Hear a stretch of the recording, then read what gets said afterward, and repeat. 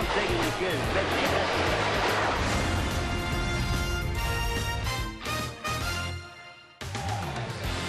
At Citi Field in New York, the New York Mets play the Washington Nationals. Tuesday Night Baseball is presented by Verizon.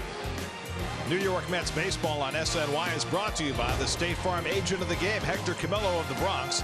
Contact Hector at hectorcamillo.com. By GMC, see the pros at your tri-state GMC dealers. GMC, we are professional grade. By the Better Network, Verizon, better matters. By Geico, over 75 years of savings and service. And by Heineken, open your world. Well, the Mets are back in town after a long and not very successful road trip. And who greets them as they get home? Well, it's a familiar team with some unfamiliar faces. Dusty Baker is here, so is Daniel Murphy, and so is the reigning National League MVP. And a pleasant good evening, everybody, and welcome to Citi Field. Gary Cohen, Keith Hernandez, Ron Darling with you tonight as the Mets open a three-game series against the first-place Washington Nationals. The Mets overcame the Nationals to win the National League East last year. They've been looking forward to this first meeting, but the Mets are going to be shorthanded for their first meeting with the Nationals. David Wright scratched from the lineup because of a bad back. Lucas Duda out of the lineup because of a bad back. Matt Reynolds will make his Major League debut tonight, playing third base and batting ninth.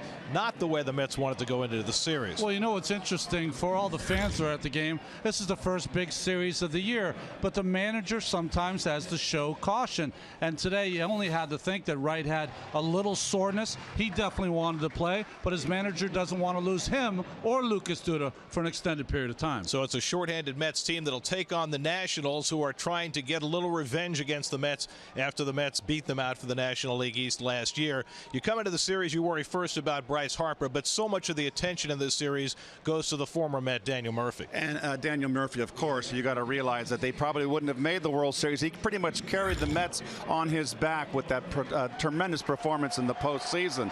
He's hitting over 400 this year, hitting over 400 against left-handers, hitting over 400 with runners in scoring position, and over 400 with runners in scoring position with 2 outs. So he's having himself a rebirth, I guess, so to speak. And this is going to be a big game for him. He just got a big ovation coming out to get loose. I'm very excited about this matchup. The Mets and Nationals are finally playing each other.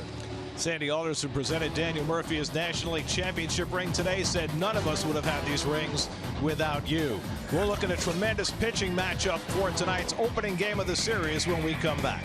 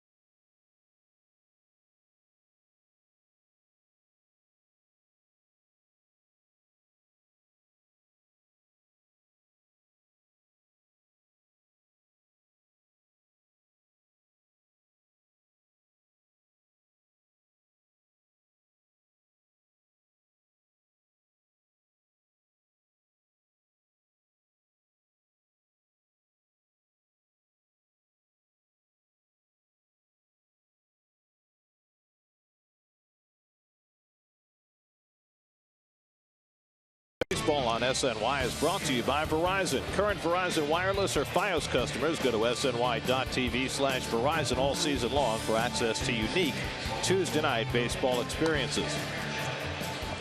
The Mets scored 19 runs last week against the Dodgers and Rockies, meaning fans can now save 19% on tickets this homestand now through May 22nd at Citi Field.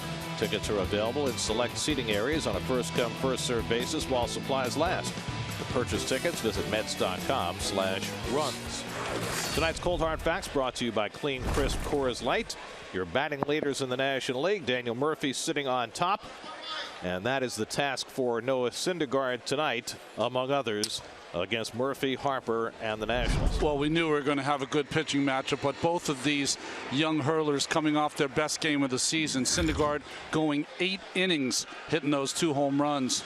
And Max Scherzer coming off a 20 strikeout performance. Great stuff. Scherzer needs 13 strikeouts tonight to match the modern record for strikeouts in consecutive starts after his historic outing against his former team, the Tigers, in his last outing. It's the Mets and Nationals, first of 19 meetings this year. The first pitch is coming right up.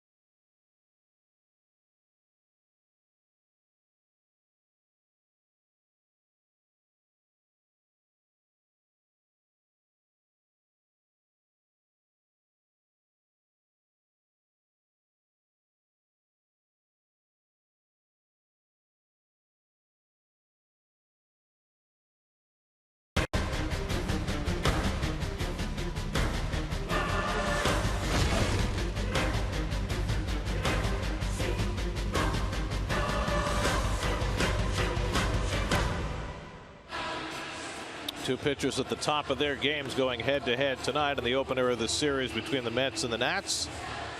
Noah Syndergaard taking the mound for his 8th start of the season and his 4th career start against Washington. Here's the starting lineup that he'll face for the Nats, brought to you by Hyundai. Harper and Murphy in the middle of the lineup and Ramos in the 7th spot have all been red hot. The rest of the Nats have been struggling. They're 7th in the National League in runs scored. Guys like Worth and Zimmerman and Rendon greatly underperforming their career numbers. Well, there it is. Land Rover numbers for Noah Syndergaard. It does not reflect the kind of season he has, that 1-loss record of 3-2. Beautiful ERA and the sign 9 walks with 55 punch outs. Last start against the Dodgers gave up a couple of solo homers in 8 innings, but that's all. And we'll take a look at the Lexus Metzi defense in the outfield. We'll round out with Granderson, Cespedes, Conforto. They're out there pretty much every day. On the infield, it reflects the 2 injuries. Eric Campbell replacing Duda at first, and Matt Reynolds, who played 14 games this year at third base down in Las Vegas, only made 1 error over those 14 games. He's filling in for Wright. Then Revere takes a strike, and we're underway. Revere, who came off the disabled list 10 days ago and has not hit a lick since coming back. Played for the Phillies and the Blue Jays last year. Just 4 for 43 to start his season. And Syndergaard with a couple of 99-mile-an-hour fastballs, quickly ahead 0-2. And his replacement while he was out, Michael Taylor, he didn't hit too much either. Well, normally you're on the interstate. I don't know what 093 is. Is there a name for that? That's below the interstate. Under the concrete. That's under the Mendoza line, that's for sure. Jason Worth on deck. He's been moved up to the 2 spot tonight. Syndergaard ahead 0-2, and Revere slaps one foul at 100 miles an hour. So I got to feel, Gary, that both teams are amped up for this. This has been a meeting they've probably both looked forward to and checked on the schedule, checked it off. Here we are in the second half of May, and they're finally playing each other. How about that hair? Oh. 0-2 from Syndergaard, and Revere takes just off the plate.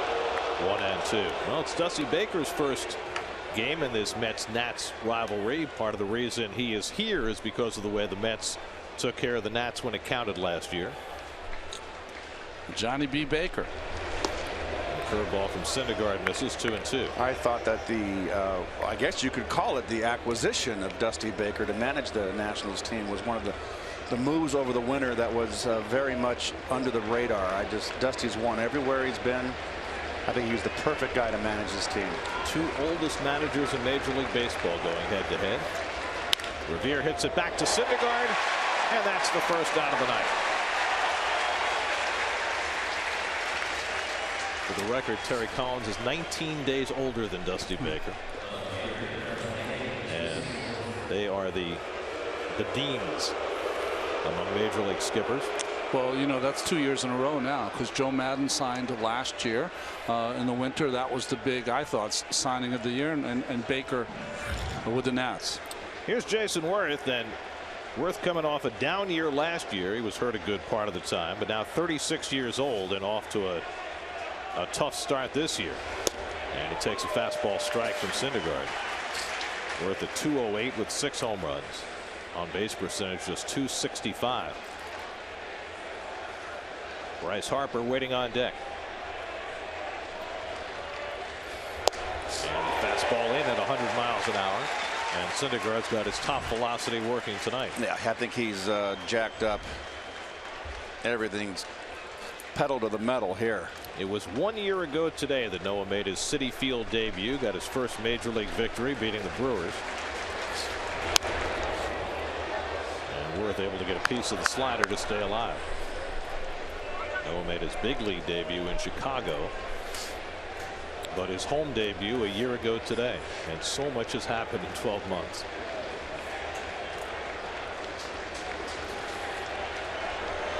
Worth goes down on the high fastball, and Syndergaard has his first strikeout. No contest, Keith. Well, he's thrown bullets. He's got the hard slider, and Ronnie, we mentioned, both of us, that he can keep the ball down.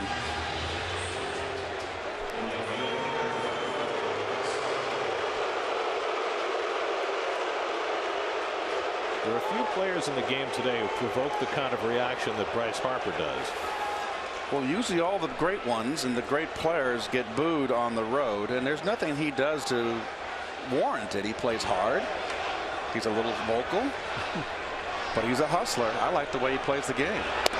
And Syndergaard's first pitch is inside, and maybe that's a significant pitch in these 19 games these teams are going to play. His doppelganger is on hand.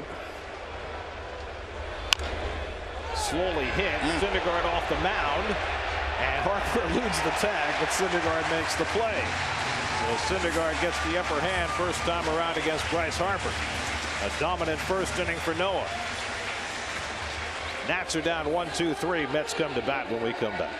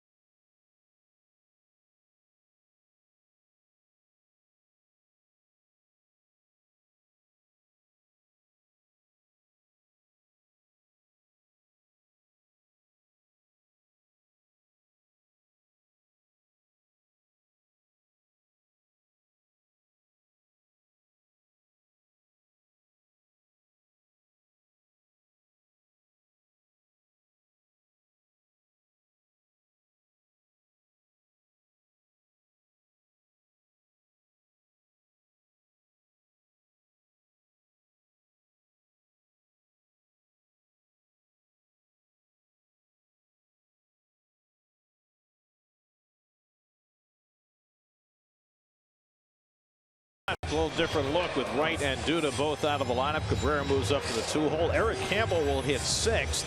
Syndergaard becomes the first Met pitcher to hit out of the 9-hole this year. He'll bat 8th. And Matt Reynolds makes his big league debut, batting 9th and playing third base.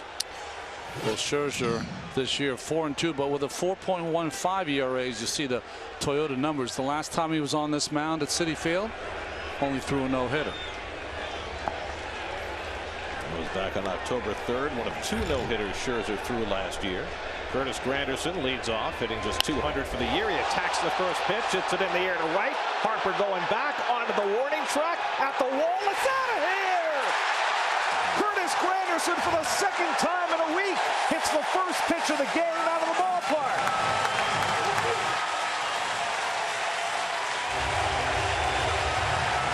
He did it in Los Angeles. He does it again. First pitch home run for Granderson, his 7th of the year, and the Mets just like that take a 1-0 lead. Well, Curtis been struggling at the plate, coming into the game hitting 200. Had a tough road trip. Got a ball up and out over the strike zone and run. About 12th home run given up by Scherzer this year. Last time he did it, it was against Scott Kazmir in Los Angeles on the first pitch, and now he gets Mr. Scherzer. 38th time in his career that Granderson has led off the first inning with a home run. And Scherzer, who has been vulnerable to the home run ball last year and this, gives one up right off the bat. Well, Scherzer's the kind of pitcher that he's going to come right after you early in the game. So if you're ready to hit, you might get a couple of cookies early. That's a dozen home runs allowed by Scherzer this year, the most in the National League. Cabrera thinking about a bunt with the shift on. Ball and a strike.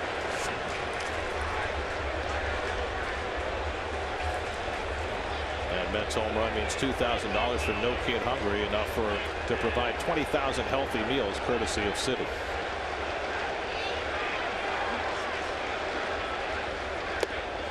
Cabrera takes a breaking ball at his feet, and it's 2-1.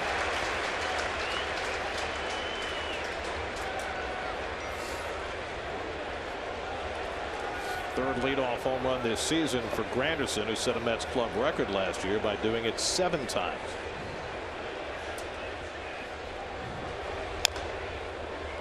Good change up there from Scherzer. Max Scherzer coming off only the 5th 20 strikeout performance in a 9-inning game in Major League history. Remember, he gave up a couple of home runs in that game. He did. Jose Iglesias took him deep early in that game. And Victor Martinez late. His previous start against the Cubs, Scherzer got beat up, gave up 7 runs in 5 innings of work. And that's kind of how his season went last year. He was up and down and up. He strikes out Cabrera with a fastball for his first out. Well, you see him release the ball. He's very 3/4. You see the 4-seamer.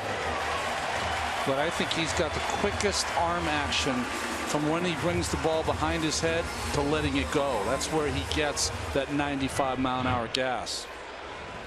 Scherzer now 31 years old in the 2nd year of a 7-year $210 million contract that brought him to Washington. Here's Michael Conforto, and he takes a breaking ball at his feet for ball 1. Interesting. All fastballs. Conforto comes up in the 3-hole, and a young hitter leads him off with a breaking ball. Conforto homered against Scherzer last year. Remember, Scherzer started a game against the Mets in that September series in Washington when, the season was still on the line, and the Nats got a big lead in that game, and Scherzer couldn't hold it. Then his next start against the Mets, he threw a no-hitter when the season was already decided. 3-0 to Conforto. That was a good shot of Mike Maddox, who for 7 years was the pitching coach and a great one in Texas.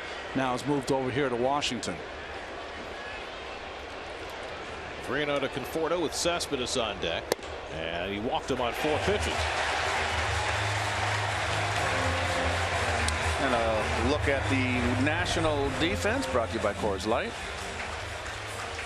The outfield, Bryce Harper, of course, the reigning MVP in the National League in right field. On the infield, of course, Zimmerman a couple years ago moved over to first base. Rendon moved from 2nd to 3rd, and of course Daniel Murphy at 2nd base, and Wilson Ramos, the former Met, doing the catching. Here's Cespedes, who homered in the Mets' last game in Colorado on Sunday, his 12th of the year. Puts him second in the National League. Also second in the league in RBIs with 32. Second in slugging at 648, off to a rollicking start in his first full year as a Met. And Scherzer gets it over for a strike. Well, I tell you what, if I'm going to give any advice to a right-hand pitcher, if you're going to throw this man a breaking ball, you better get it outside. You better not leave it over the middle of the plate and down.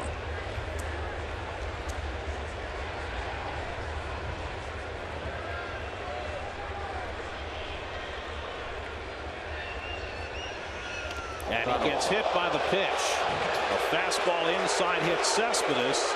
And now the Mets have 2 men on. So not intentional. Coming inside, Ron. Fastball. You see Ramos set up inside, and he just not even close. Well, Gary was mentioning Syndergaard threw inside to Harper to back him off the plate. Looks like Scherzer was trying to do the same thing. He wasn't trying to hit him, but he was trying to knock him off the plate. Move his feet. How much does the first meeting, the first series, establish how teams are going to pitch each other, play against each other over the long course of the season? Well, I think as a hitter, Gary, you've got to pay attention. There's Neil Walker hitting 5th in the order, takes outside. I don't feel there's any difference. I think there's a book on you. You played each other. You play 19, 18 games a year against each other. You should be very familiar with each other, the pitchers, as far as division is concerned. But like with Cespedes, he only played a part of the season against the Nats last year. The 2 big series, the one in August, the one in September. But do the Nats have to figure out how to pitch him long term? Well, my feeling right now is Scherzer is struggling a tad. The previous year, the Nats dominated, won 15 of 19. The Mets turned the tables last year and won all the games that mattered. That late July, early August series, the Mets swept here, and the early September series, the Mets swept in D.C. If I had to tell a team how to pitch Cespedes, it would be the old book. That's been around for over 100 years. Up and in, low and away. Conforto at second, Cespedes at first. Walker has 2 home runs in 9 career at bats against Max Scherzer. So not surprising Scherzer left those first two fastballs outside.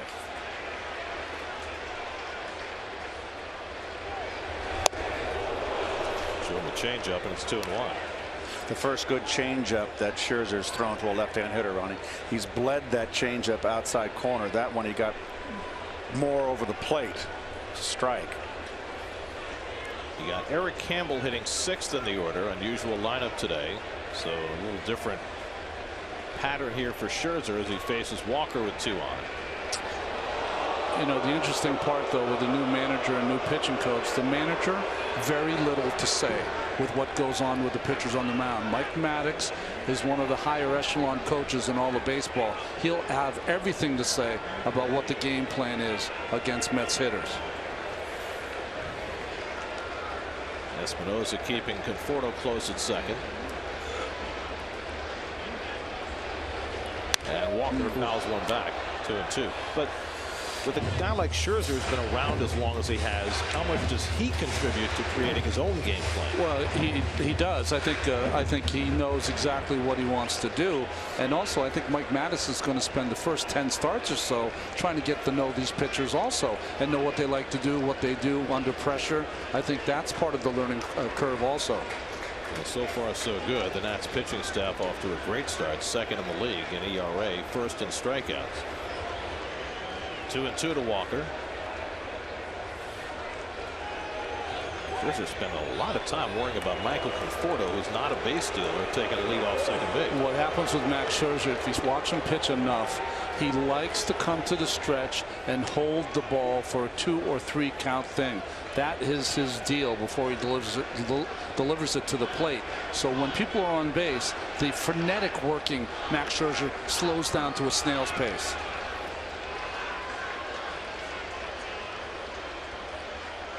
Two coming, and Walker strikes out of the fastball. Second out of the inning, both via the strikeout. Well, he just pulled off a tad here. This is in his wheelhouse here. This is not got some plate, this fastball, and it's down. He just went right through. He didn't stay in. He just pulled off, and that's what's been Walker's slumping right now on the road, is that he's been a little out in front. Nothing's changed. It's just when the hitters get in a slump, they get too quick. They get too early in their swing. So 2 out and 2 on, and now Eric Campbell playing first base tonight. Lucas Duda came up with a stiff back, got a shot in that back. Probably will be ready to play Thursday against Steven Strasburg, but Campbell in there tonight. And first pitch slider in for a strike. Mets again are pushing that pitch count up for the starting pitcher. Remember, Scherzer threw 119 in that 20 strikeout effort. Campbell's been getting a lot of playing time lately. His 6th start in the last 9 games. He went 2 for 3 on Sunday.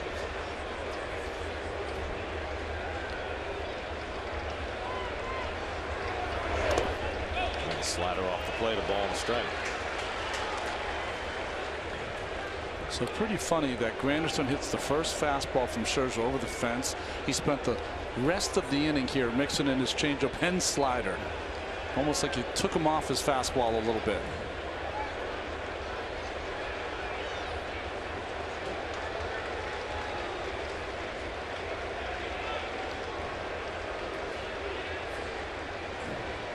One and 1 to Campbell.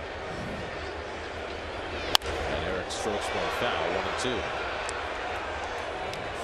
Well, how many times, Ronnie, in the course of our career, Gary, your career in the booth, where you get a late scratch in a lineup, and that guy that comes in at the last moment happens to, have a good day. Well, you had your early scratch, Duda, Campbell in there, and the late scratch right. Reynolds was waiting for his first big league at bat. So he got 2 chances tonight. Yep. 1-2 coming. And Campbell hits one toward the middle. Murphy with the backhand play. Up and throwing on the hop. And Zimmerman able to pull it out to end the inning. Now Daniel Murphy's first play back at Citi Field is a defensive gem that helps save a run. That's a dandy. Nice pick by Zimmerman on the other end. Mets get just the one on the Granderson home run and lead 1-0.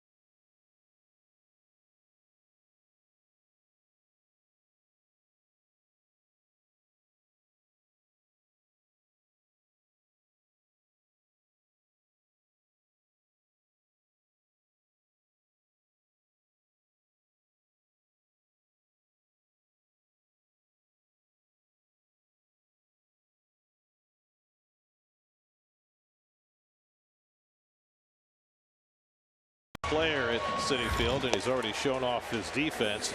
Murph got an enormous hand before the game tonight. Not just a polite hand, but a rousing ovation. The Mets showed a highlight video of Murph's Mets career featuring his record-setting performance in the postseason last year, and the fans here just ate it up. They did.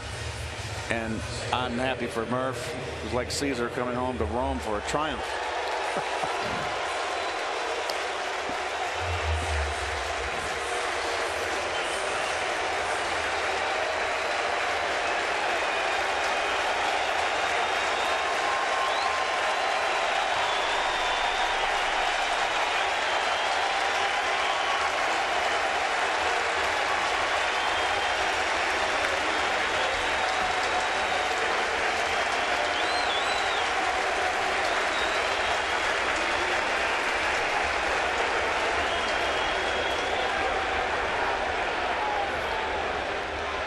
That is as full an ovation as I've heard a former Met get in his return, other than when Mike Piazza returned here as a San Diego Padre.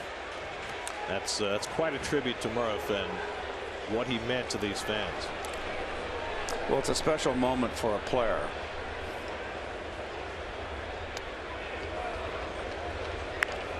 That's what he did in his time as a Met, but it's what he did in October, I think, that sealed the affection that Met fans will always have for Murphy for decades to come. 7 home runs in the postseason, including homers in 6 straight games. Never been done before in Major League history. It may never be done again. And if it's done again, it won't be against the type of pitchers that he did it against. Arrietas and Greinke's and Kershaw's, on and on. It was a phenomenal feat. Amazing. Syndergaard ahead of him, 1-2. And he bounces the curveball. 2-2 to Murphy. Now, Murphy has talked a lot about how he's evolved as a hitter, how he worked with Kevin Long to move closer to the plate, and clearly the results have been phenomenal. I've always liked moving closer to the plate. You got that outside corner covered with the barrel of your bat, and you learn to look in to keep the pitchers honest. 2-2. Fastball fouled off. If you make that move inside, I know that Lou Brock told me to move on top of the plate against left-handers, and he said it's going to be dramatic, Keith. They're going to see it. The catchers are going to see it. They're going to pitch you in. Go through the league the first time, look in. You're going to get it in. One thing hasn't changed. Murph still spends a lot of time talking to the umpires. Jim Joyce behind the plate tonight. He talks back. Loudest umpire in the league. The looper in foul ground. Reynolds measuring how much room he has, and that's the first play he makes in the big leagues, retiring Murphy for the first out. Can't get a more perfect play for a youngster who's a little nervous playing third base than just a soft little pop-up. Matt Reynolds before this season had never played an inning of third base in his professional career. It's only this year he played a little over a dozen games down in Vegas. He's an athlete. He's a guy that if he's going to want to stay in the big leagues, he's a guy that's going to have to play all 3 infield positions. By the way, Daniel Murphy, who hit that ball, and Matt Reynolds, who caught that ball, have a lot in common. They both own a National League championship ring. The only difference is that Matt got one before he ever played a game in the major leagues. Taken outside by Ryan Zimmerman. Of course, Reynolds was on the roster after Ruben Tejada had his leg broken, so he was on the roster for all of the league championship series and the World Series, just never got in. Ryan Zimmerman hitting .234 on the year. And takes a fastball strike. Zimmerman had an odd home run on Sunday when Marcell Ozuna and Giancarlo Stanton collided on the warning track. Zimmerman was able to circle the bases for an inside the park home run. He lines this one to left center field, headed toward the gap, and that'll be back to the wall as Zimmerman digs for second and pulls in with a 1-out double. First base runner against Syndergaard, Zimmerman's 9th double of the year. How about turning around a little inside fastball at 99 miles per hour?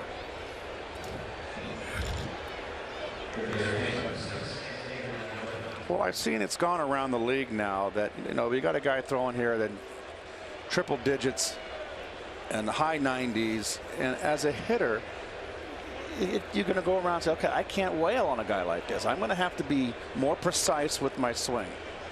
So the hitters are going to make adjustments to Syndergaard's overpowering stuff. So Nolan Ryan's facing you. You change your swing? You're shorter with your swing in the day? You don't get shorter, but you just go up the middle and you just attack up the middle. Here's Anthony Rendon. There's a bit of a mystery right now. And he takes a fastball for a strike. Rendon, who looked like he was going to be a batting champ a couple of years ago. Injury plagued last year and off to a very slow start this year. Guys that have a lost year, which he had last year, sometimes it can kind of seep into the next one, or that's how it seemed for Rendon so far. Rendon hitting just .227, and Syndergaard runs that fastball inside 1-1.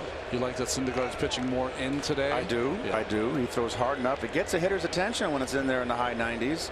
Alcides Escobar knows that. Yes, he does.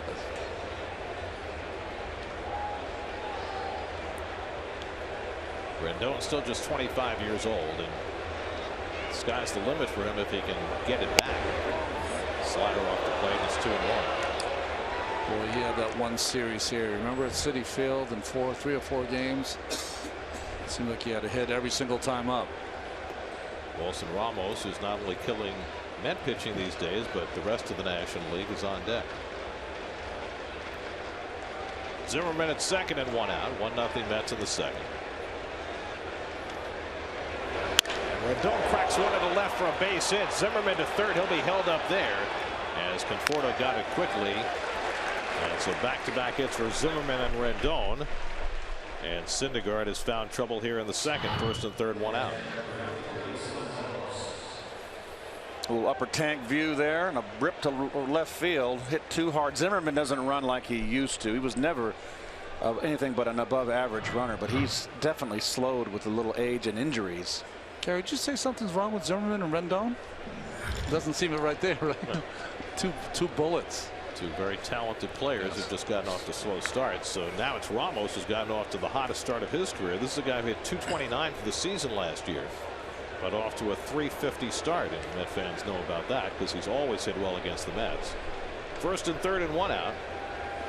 And Ramos takes a fastball down for ball 1. Let's watch and see if Rendon has any inclination to steal. He's not a stolen base kind of guy, but everyone's become like that against Noah. And unlike the last two starts when Rene Rivera caught Syndergaard, you got Plawecki behind the plate tonight, who doesn't throw as well as Rivera.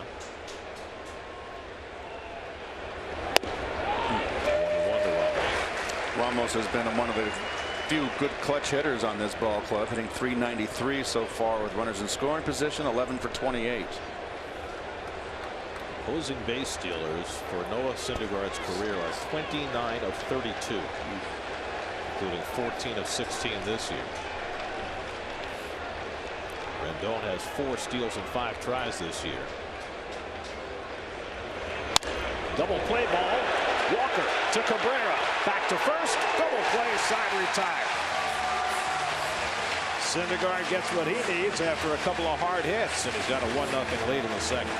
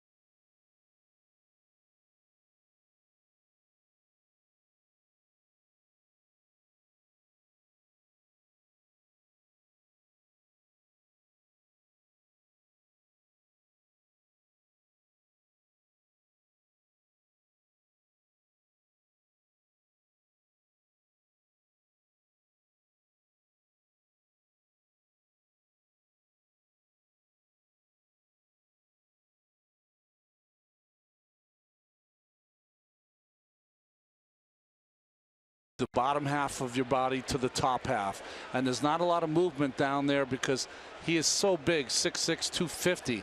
But you can see the different arm angle from Scherzer straight over the top with that four-seamer. That's why it's so true. Kevin Plawecki, first pitch swinging, pops one up, and Daniel Murphy calling for it. 1 pitch and 1 out for Scherzer in the home second. And now the slugging bat of Noah Syndergaard will come to the plate. Syndergaard, the first Met pitcher to bat 8th this year. Mets did it 25 times last year. The last, though, was in August. Just as the Mets lineup became more potent, they stopped hitting the pitcher 8th. Well, a less potent lineup tonight, and the slugging bat of Syndergaard, and Terry Collins puts him in the 8-hole. Last start in Los Angeles, he did what only one Met pitcher had done before. Ronnie, you and I were at that game. Was it Wrigley? Walt Terrell, of course. I wasn't up yet, but You I weren't? did watch it on TV. Yes, Okay. I did. It's like Game of the World on Saturday or something, if I remember. The second home run Walt hit was a line drive into the left center field basket at Wrigley. Syndergaard needed neither the basket nor the wind blowing out. He crushed those 2 home runs. Well, the one was impressive was the second one, almost to dead central, and a breaking ball. which the second one was kind of like the one he had here last year that went 430 feet. And Scherzer blows him away with a fastball. Third strikeout for Scherzer, and that's the second out of the inning. Follow Mets Baseball live with the MLB.com at Bat app, which includes game day, live game video highlights, StatCast, news, and more. Download MLB.com at Bat, the #1 app for live baseball on your phone and tablet. Well, now the first big league at bat for Matt Reynolds, much anticipated, and he finally gets to step into a big league batter's box, and he gets to face Max Scherzer. Reynolds was struggling in AAA this year, hitting just .238, and especially struggling lately, but unlike a couple of other prospects that the Mets could have called up, T.J. Rivera, Ty Kelly, he was on the 40-man roster, and so he got the call, even though those other 2 guys have been hitting much better. Ball on the field. That, you recall, had a breakout season in the minor leagues 2 years ago, hit .343. Last year slumped to .267. So the question is, which is the real Matt Reynolds? You know, the problem is when you're in the minor leagues and you are styling and hitting for a high average, and someone gets called up before you, you're like, where's the meritocracy? Well, you know what minor league players don't realize? They don't understand the business side, the options. Yeah. What options mean to players. When you have them, you're the odd man out. You're the one that's going to get pushed aside. And Reynolds strikes out on 3 pitches in his first big league at bat. 4 strikeouts first time through the order for Scherzer. On we go to the 3rd at Citi Field with the Mets up 1-0.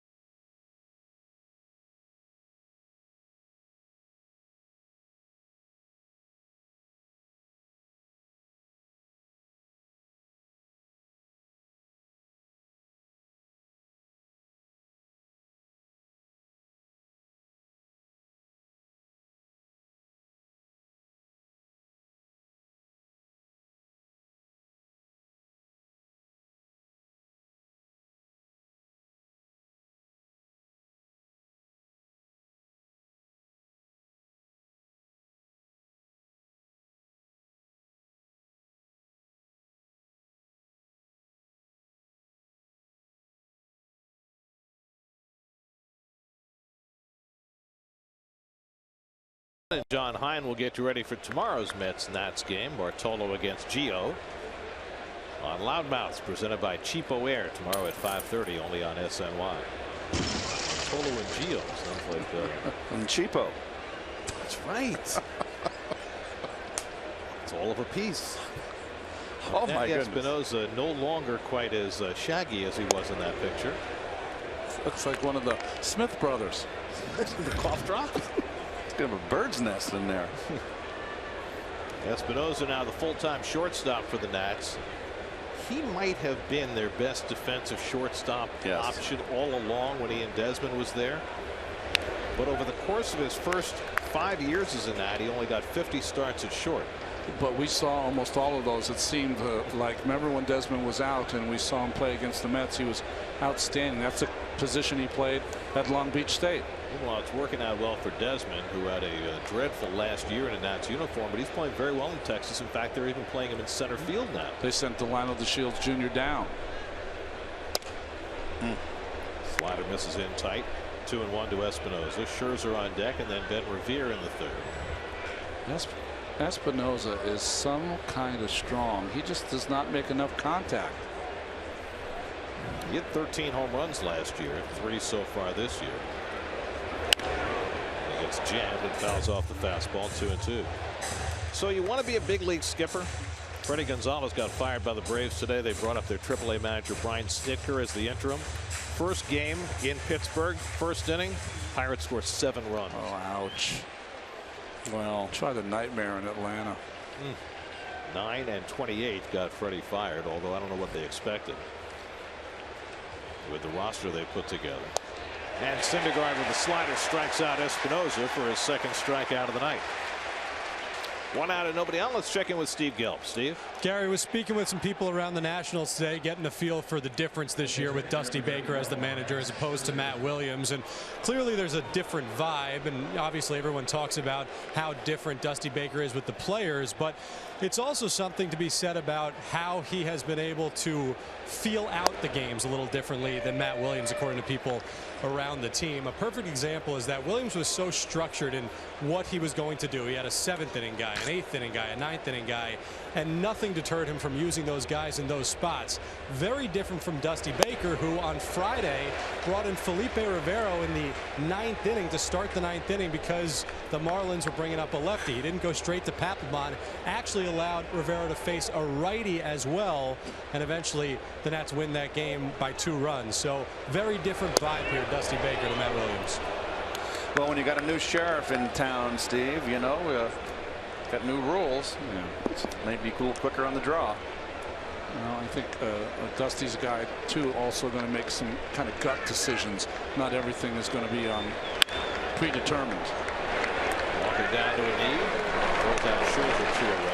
And perhaps most importantly, it seemed as though the atmosphere around the Nats was very uptight, which reflected their manager last year. And Dusty's he's always been known as a player's manager, and he comes by that honestly. He was a great player in his own right. He is a player's manager. He is one of those guys that has an infectious personality. He genuinely likes people. I think he makes people around him better. And this club over here, this Nationals club, has some divas over there. They're a little difficult. And I think he was just the perfect choice to kind of get these guys corralled and playing together. There have been no players with hands around other players' necks this entire season. Here's Ben Revere with 2 out, and he takes a fastball strike. Revere had a comeback for his first time up.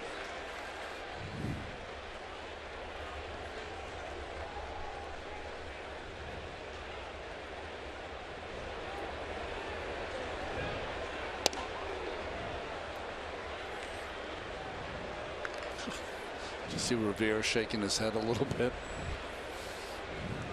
There's been a lot of head shaking when Syndergaard's been on the mound this year. 93-mile-an-hour changeup. Yep. You do know that you look at the grip there, Ron. Circle change, 93. Never heard of it before this year.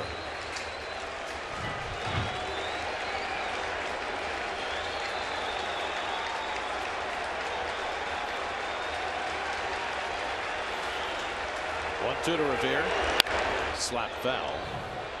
Now, we've talked about this before. Nolan Ryan, his whole career was just a fastball, curveball pitcher, overpowering, much like Syndergaard.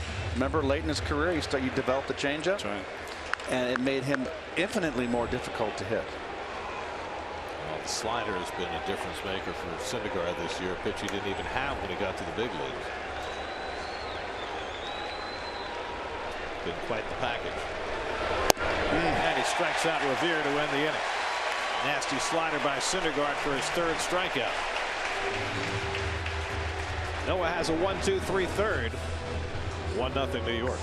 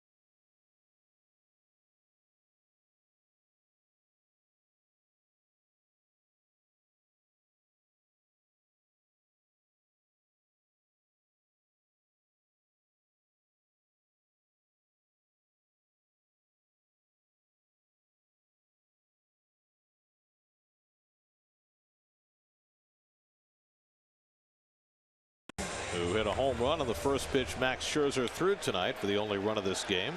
Will lead off for New York. Curtis's 38th career leadoff home run and his third this season. And for the second time in 8 days, he jumped the first pitch of a game and hit it out of the ballpark. And he takes a curveball this time for ball one.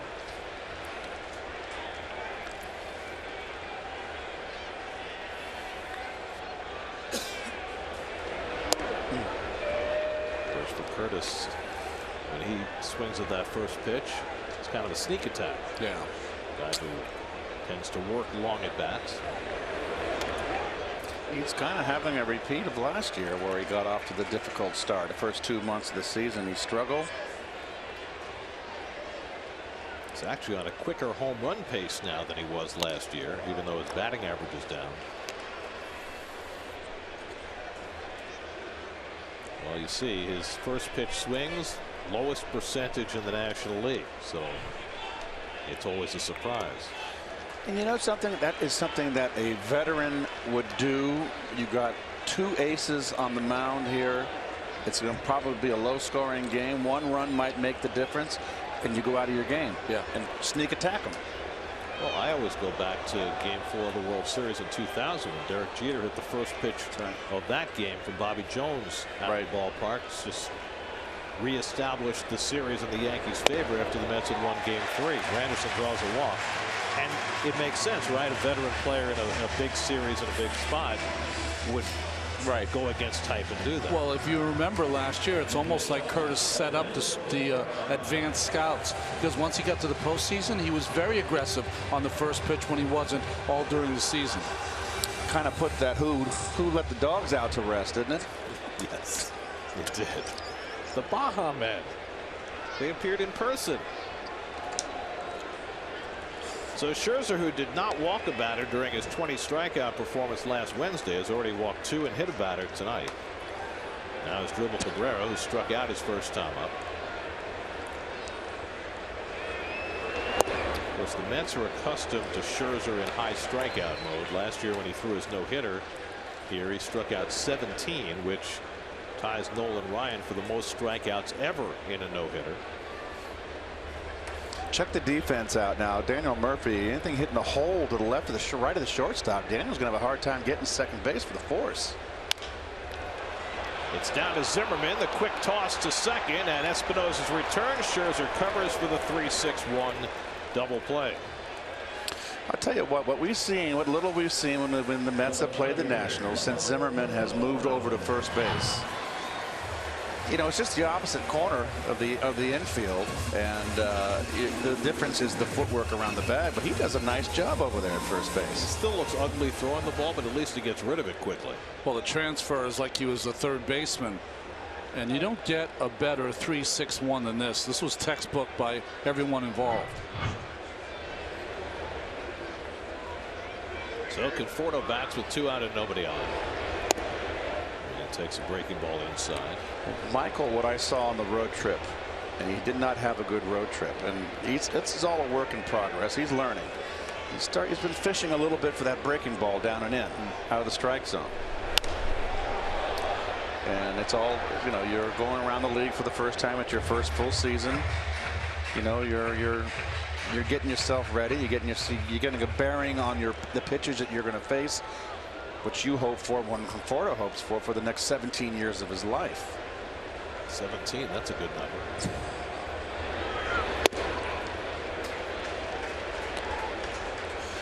Interesting when you watch Scherzer's motion. See his feet on the left, very compact but explosive at the end. He's one of the few guys, right-handers, that's on the far right side of that rubber.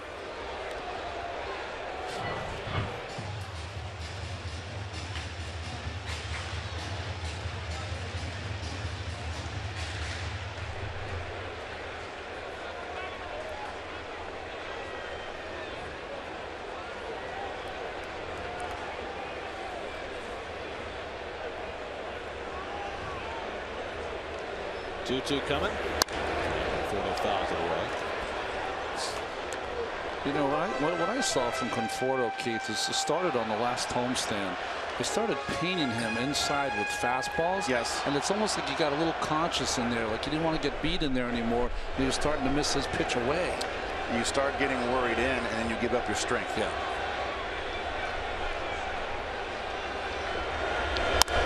Launches this one to deep right field. Harper going back near the wall. It's out of here. Michael Conforto gets a hold of the cutter and hits it out of the ballpark. His 6th of the year. The Mets have had a couple of solo shots against Scherzer. 2-0 New York.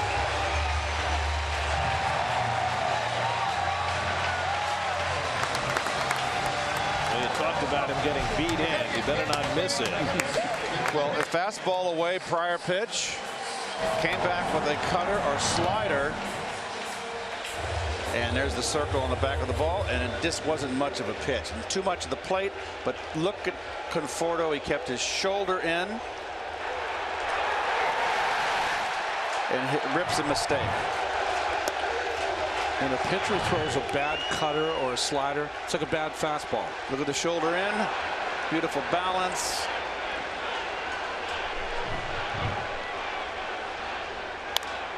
Cespedes pops one up. Harper coming in. Having trouble seeing it for a moment, and then he locates it to retire the side. But Conforto's home run doubles the Mets' lead. 2-0 Mets as we go to the 4th.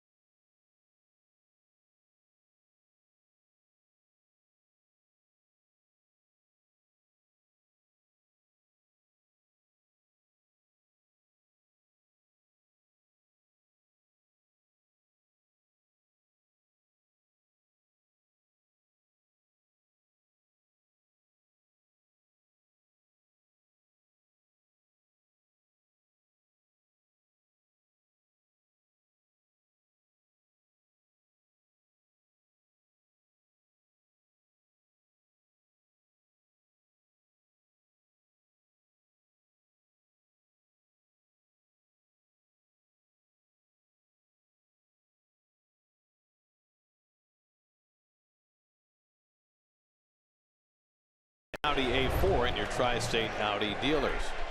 I love that high camera. Isn't it great? Third base. Well, that's good. That's where you used to sit, Gary, when you were a kid. Keith, it's very familiar to you. Keith, you should know this. I was always right behind home plate. Oh, okay. Sorry. Top row, right behind the plate. Section 1. Honing your play-by-play skills. Jason Worth struck out his first time up.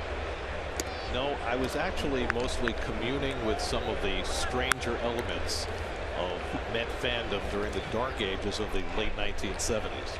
I remember those well. I'm sure you met most of those folks. 2-1 to Worth. Bryce Harper on deck, and then Daniel Murphy against Syndergaard, and now has a 2-0 lead. Noah has struck out 3 over the first 3 innings. This is his 32nd career start.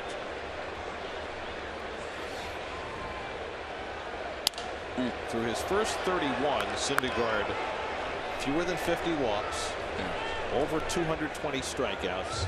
The only other pitcher in modern baseball history who has that combination will face the Mets here Thursday night. Steven Strasburg. Well, to me, it's the very rich Steven Strasburg. It's the control that's impressed me more than the strikeouts. I mean, strikeouts are great. I don't give it as much import anymore because so many hitters strike out. But the control, the walks are what's impresses me. Well, and even the strides he's made since he first came up. Yes. I mean, he had the, I mean, it happens to all young guys, the deer in the headlights in Wrigley Field. And it just the transformation, the maturity that he's shown in the last year. Little curveball to strike out Worth. And that's strikeout number 4 for Noah. This is a slider grip. He can throw it as hard as anyone in the game. He's right on the side of that baseball. It still had a big kind of circle on it, but it was well placed. Almost had a curveball rotation to it more than a slider. I didn't even look at the speed. 82, so it would be a curveball. Good call. So here is Harper. First pitch, Syndergaard threw inside off the belt. And then he got Harper to hit a comebacker on the second pitch.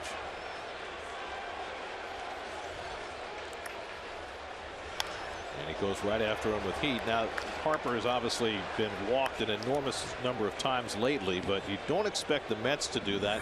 They certainly didn't last year. Last year he walked only 9 times in 78 plate appearances against the Mets, which is far less than the rest of the league walked him last year. And this year, the walks recently have been off the charts, 28 in the last 18 games. And Syndergaard gets the changeup over, and it's 0-2. What's interesting is that he doesn't have any hits against Matt Harvey, who's always gone after him with high heat away. Syndergaard has gone inside and then countered with the changeup.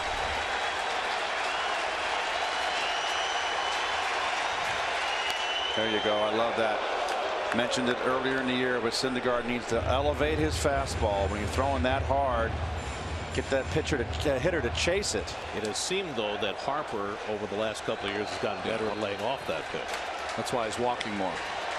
Fastball in. On the inside corner, he got him. 100 on the black. Well, you can hold your head high here. This is wicked. That with 2 strikes, that's going to get most hitters. That might get rusty. There's no batting coach. There's no tee work.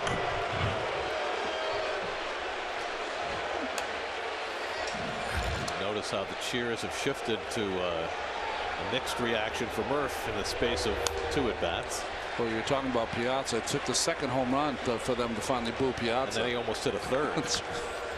Remember that? I do. It was at the old Big Shea. Murphy fouled out to third base his first time up. Syndergaard has struck out the last 3 hitters, 5 for the night. Murph, as always, is hard to strike out. He was even when he was a 280 hitter, but as a 400 hitter, been especially difficult. This is right down the pipe, running a little bit of tail at the end. Had to see Daniel had to reach for it.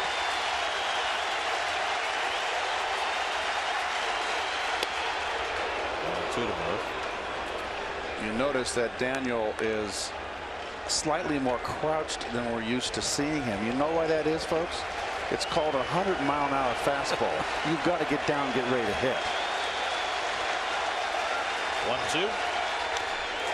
Just got a piece.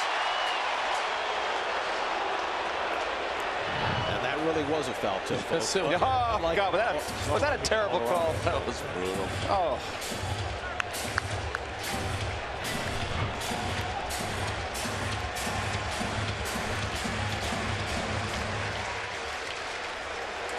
Curveball is going to go fastball in like you did with Harper for the punch out.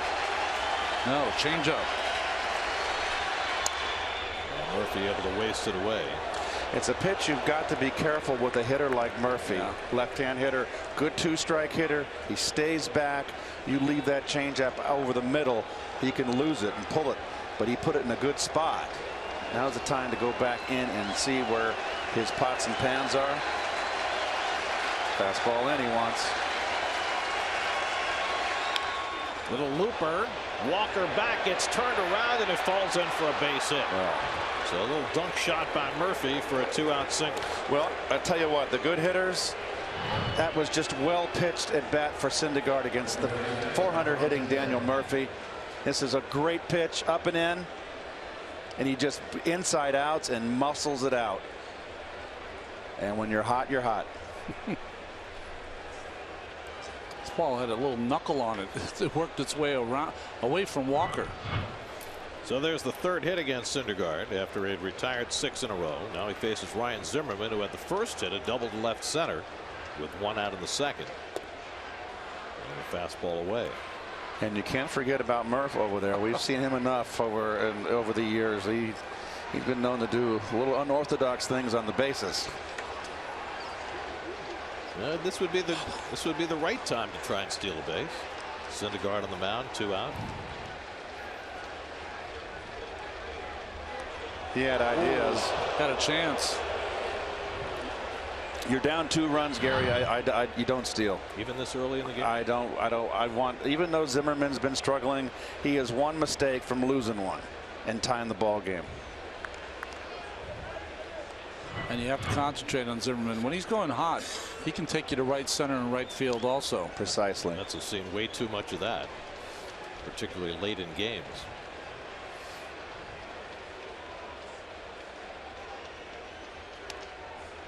And now Syndergaard behind 2-0. Do you see evidence that Noah has changed anything in terms of the way he's releasing the ball with a runner on? No, I think he's, his move to the plate is a little quicker, but that's all that's changed. He hasn't no slide step, no rushing.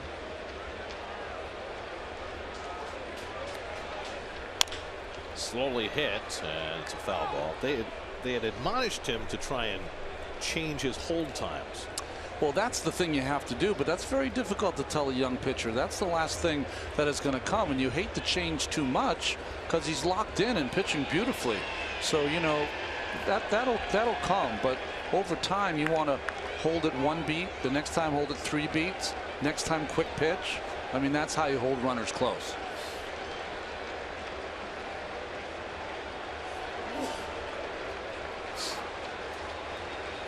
Two and 1 to Zimmerman with Rendon on deck. Syndergaard doing his due diligence.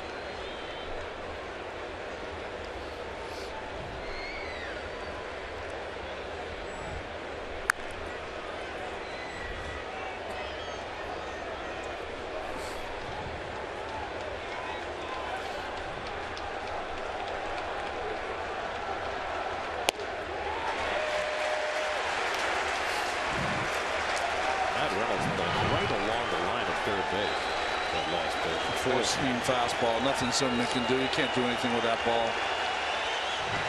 Well, if you're looking to go the other way, you can handle it. I think he might have, for some reason, it was a 2-1 count. Maybe look at something middle in. Who knows? 2-2 to Zimmerman. Got him looking.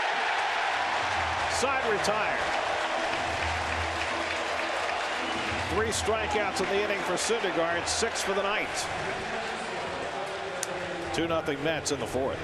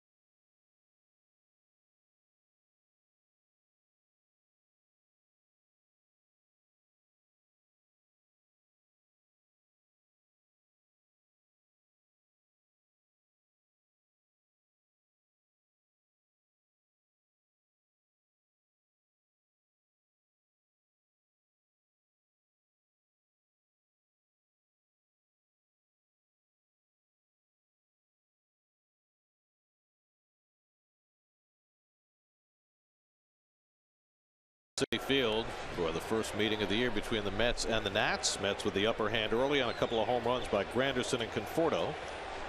Neil Walker will lead off in the home 4th against Max Scherzer. Walker struck out his first time up.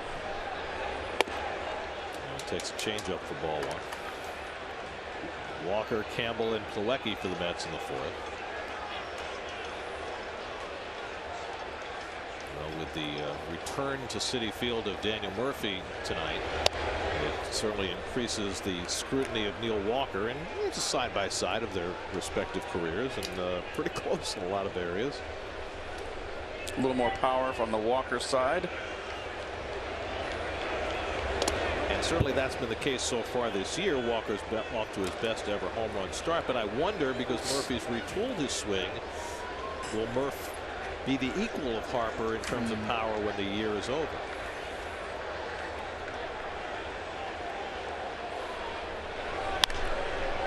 Walker pops it up. Rendon retreating. It's blown away, but he stayed with it for the first out. Now time for greater coverage of baseball, brought to you by T-Mobile. Oh boy.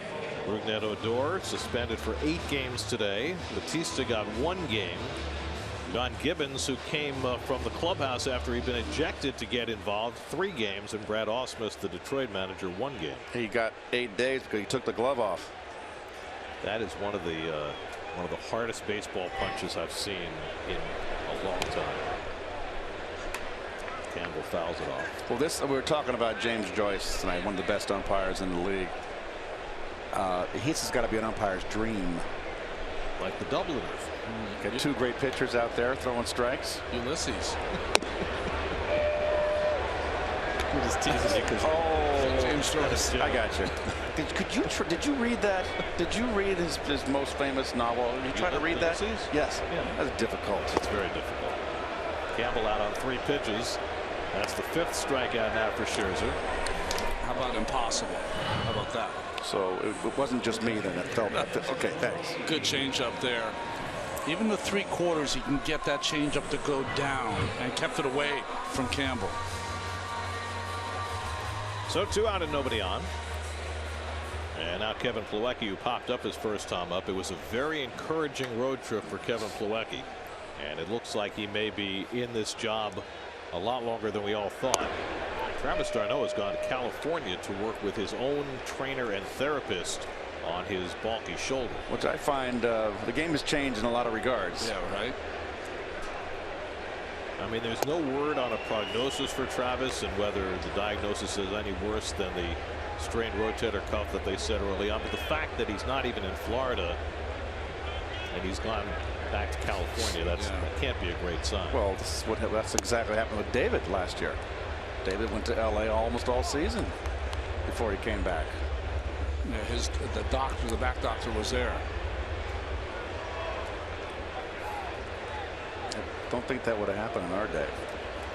Did you have your own doctor? No. Dr. Parks. Yeah, I guess that's the closest. Well, he was the team physician. Yeah, well, it was him and Fitzwarren, Dr. Warren. That's right. Two wonderful men. Dr. Olichny, in case you had some internal problems. Yep. 2-2 to Plawecki. And he gets him with a changeup to end the inning. 6 strikeouts now for Scherzer. Each pitcher has 6 strikeouts through 4, but it's Syndergaard and the Mets with the upper hand, 2-0.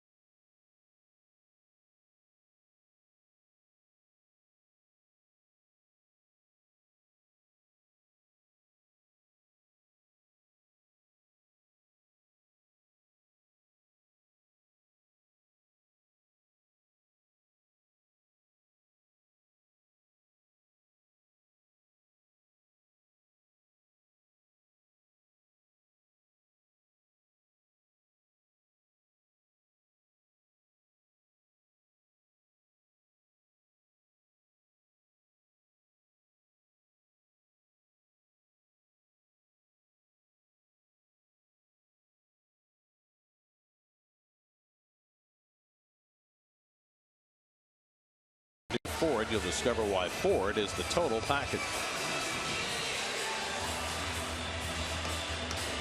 Get to Citi Field this Friday, May 20th for Free Shirt Friday when the Mets face off against the Milwaukee Brewers at 7:10. All fans in attendance will receive a T-shirt featuring the Mets pitching staff etched into Mount Rushmore, courtesy of Goya. For tickets, visit Mets.com/FreeShirtFriday. Max Scherzer on the short end of a 2-0 score as we start the 5th. I mean, Scherzer just paces that dugout the entire time in between innings. Like a caged tiger. Yes. Or a caged national. Now. There's the Tigers that were in the cage in his last start. It's the first time he had faced the Tigers since signing the big deal with the Nats. And he made no bones about it. He said it was a big deal for him to do that against Detroit. Anthony Rendon takes a fastball for a strike, and he said he felt the same way when he faced the Diamondbacks for the first time after they traded him away. Remember when Scherzer made his debut with the Diamondbacks, how incredibly impressive he was, pitching in relief at first. Syndergaard gets ahead on Rendon 0-2. He's had a good changeup tonight. Wilson Ramos on deck, then Danny Espinosa for the Nats in the 5th.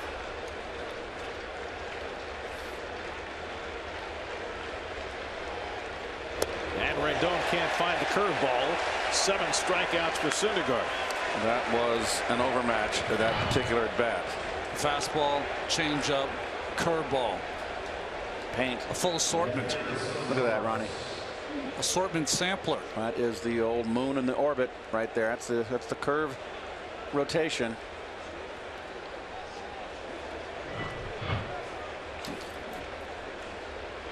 Syndergaard's last 5 outs have all come via the strikeout. Now it's Ramos. Syndergaard got his biggest outs with Ramos at the plate in the second inning. First and third, 1 out, and he got Ramos to bounce into a 4-6-3 double play.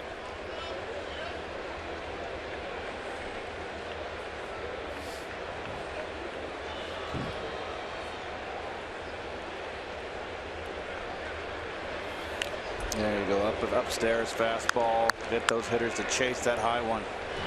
Go up and down the ladder. Try to catch up to it. You want to dominate at this level as a starting pitcher. You have to combine power with precision, and that's what Noah's been for the first 9 starts, 8 starts.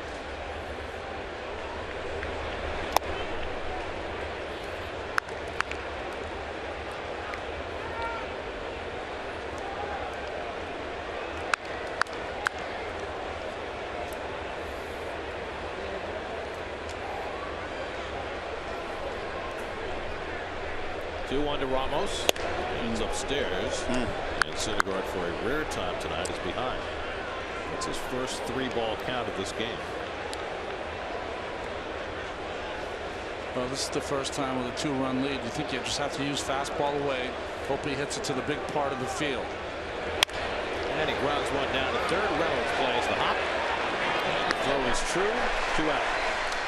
You know, that's where sometimes you can get lucky as a pitcher. You're trying to throw that ball away, and it takes off on you, and it jammed Ramos. That's not where he wanted to throw it, but sometimes you get lucky. So 2 out and nobody on. Now Danny Espinosa, who struck out his first time up.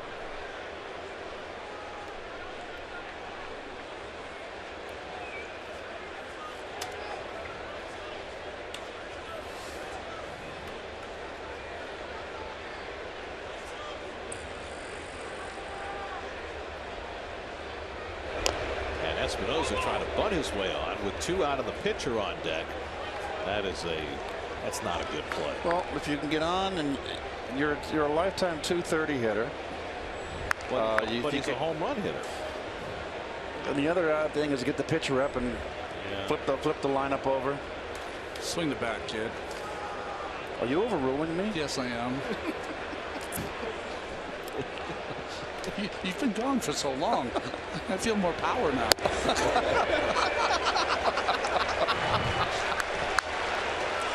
Matt Reynolds wearing David Wright's glove, or at least one with his name on it. Nice. Going in, and you need a bigger glove for third base than you do playing a middle infield position. Maybe he got one from David in spring training. That could be. 0-2. Espinosa has to jump back from 99-mile-an-hour heat. Well, I love when Syndergaard does that. Every once in a while, 0-2 pitch, either perfect or miss in. What happens to the hitter? Look at his feet. They got to move. A little uncomfortable. Those are all good things for pitchers.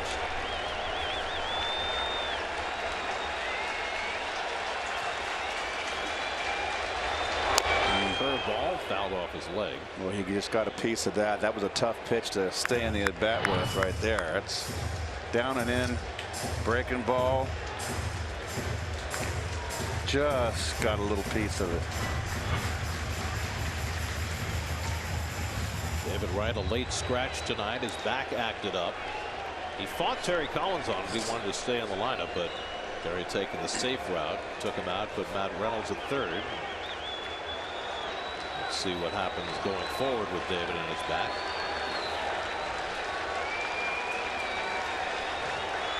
One-two coming.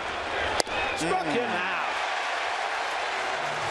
98 inside gets Syndergaard his 8th strikeout of the night. A truly impressive showing so far for Noah.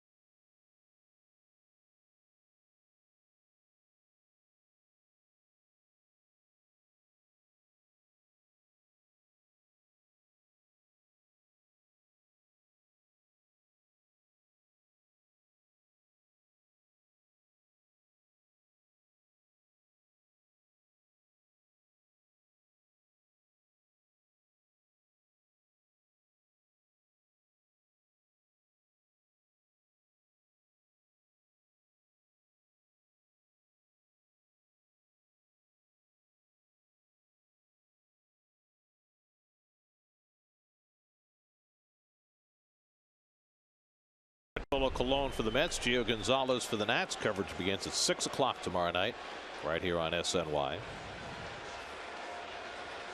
Noah Syndergaard gets his second turn at bat tonight. Struck out his first time up against Scherzer. Pitchers are game planning Noah now. First pitch breaking ball in for a strike. Yeah. There it is. Not an easy out. Well, we saw Joe Blanton throw him 6 straight sliders later in that game where he hit 2 home runs.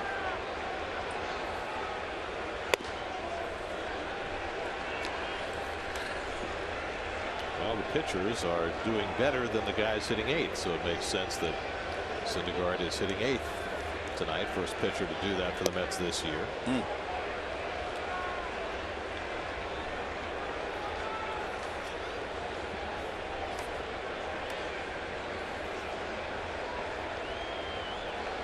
1-2 to Syndergaard, and he struck him out with a fastball. That's 7 strikeouts now for Scherzer. Your 4th and 5th inning recap. Curtis Granderson ambushed the first pitch Scherzer threw tonight for a home run. Conforto added another. Noah Syndergaard has done the rest. 8 strikeouts through 5 innings for Noah. And the Mets have a 2-0 lead in their first meeting of the year with the Nats. Now Matt Reynolds making his big league debut tonight, gets his second at bat. In today's game, you can see some young fella with his dad saying, "Hey, Dad, I thought you said the object of the game is to make contact, not against pitchers like this." Or all across the league now. 15 strikeouts already. There's Steven Strasburg with his newly minted $175 million contract. He'll pitch against the Mets Thursday night. In that no-hit game for Scherzer last year on October 3rd, he struck out 17, but there were 35 punch-outs in the ball game. Now, this was before the game today. David Wright and Terry Collins. David had his back act up on him, and you know, this is going to be a day-to-day proposition for the rest of David's career, because he's got a condition that's not going to go away, and it's a matter on a daily basis of whether he can play or not. Reynolds takes one the other way, but Harper's right there, and that's the second out.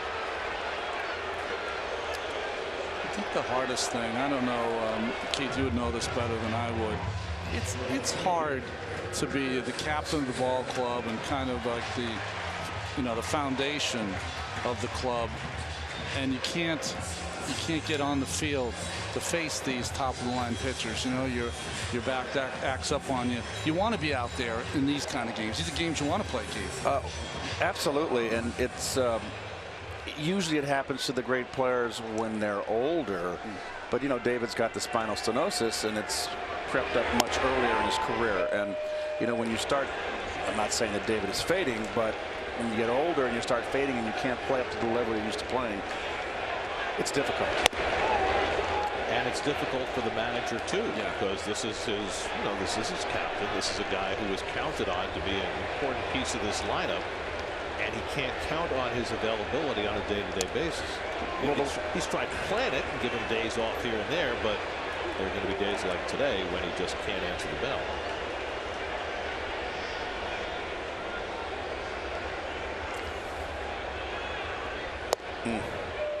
Anderson takes a curve for a strike, and it's 2-2. That's one of the few curveballs against left-hand hitters that Scherzer's gotten over today. And that was sharp. He got on top of it. Yep. Good spin. He just fights that one off.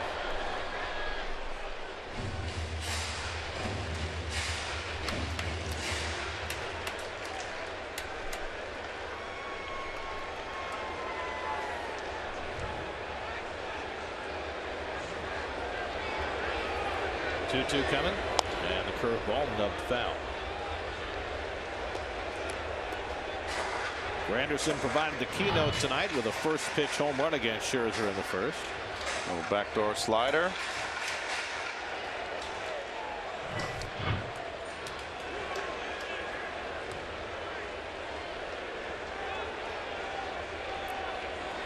Seventh pitch of the at bat to Granderson, and he missed away, full count. Scherzer walked Granderson his last time up on 2 walks tonight. On a 3-2 changeup. Let's see what he counters with this time. Well, the shift is on with Curtis.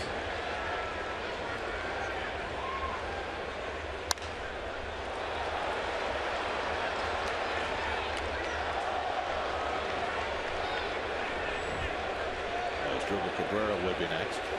Granderson's home run was his second in 24 career at-bats against Scherzer. Scherzer's given up 13 home runs now this year, the most in the league. And that's too high, and Granderson walks for the second time. It's Play Ball Week on SNY. We've teamed up with the New York Mets and MLB to help support local youth baseball and softball programs. As part of Dream Day, Armani Curate of Sleepy Hollow, New York, received the experience of a lifetime as he continues to recover from brain surgery for the rare neurological condition cerebral arteriovenous malformation.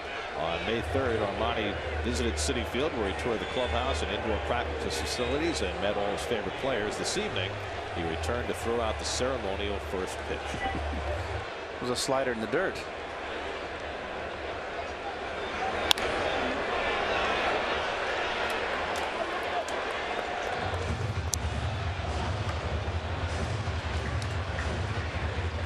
Cabrera tonight has struck out and grounded into a double play.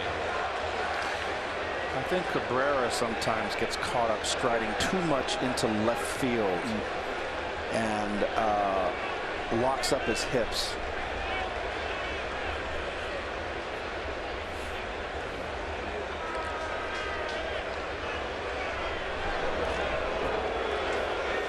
Scherzer does not like to throw to the bases. That's why you get the lollipop to first. Quick move and then the lollipop.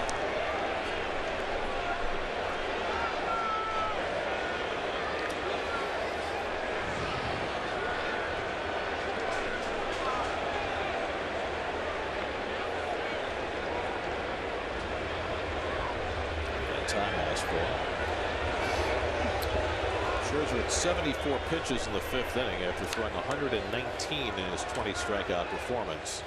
You wonder whether he'll be limited at all tonight. He did get an extra day between starts, which he was appreciative of.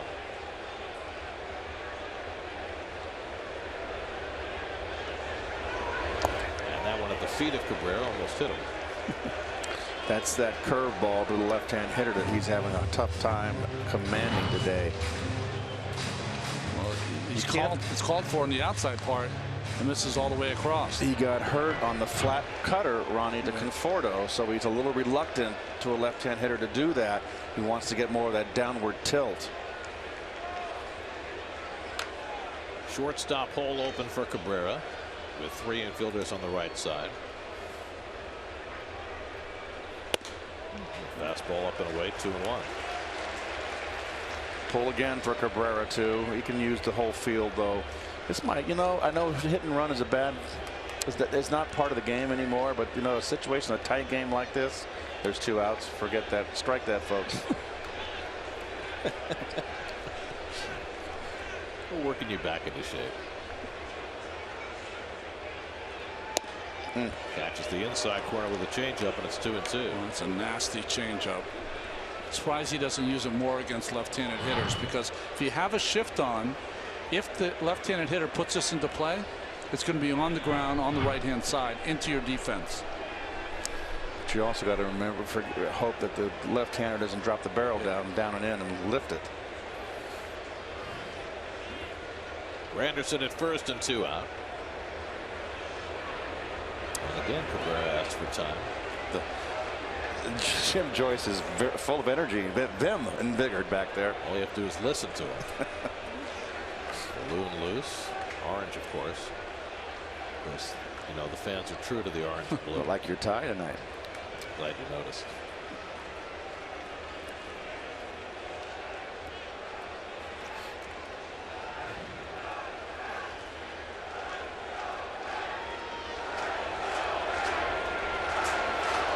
Two coming, and it's outside. Another full count.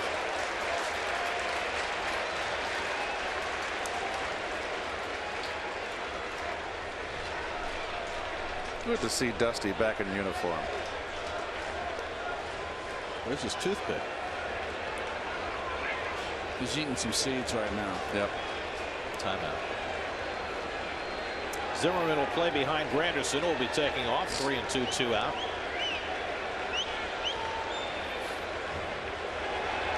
Cabrera gets a curveball and pops it up into shallow center. Revere started back, but he's got plenty of time. And that retires the side. After 5, 2-0 New York.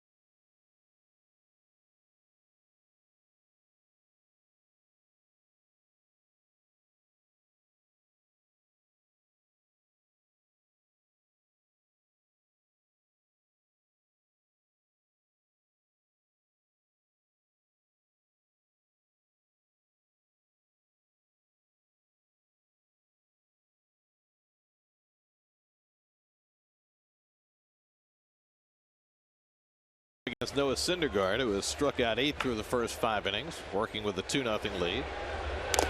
Scherzer up for the second time. He grounded out his first time up. Scherzer's not a bad hitter. Yeah, he can hit a little bit. 5 hits already this year, 3 RBIs, lifetime 199 starting the night. He's driven in 3 runs too. Ben Revere on deck, then Jason Worth in the 6th.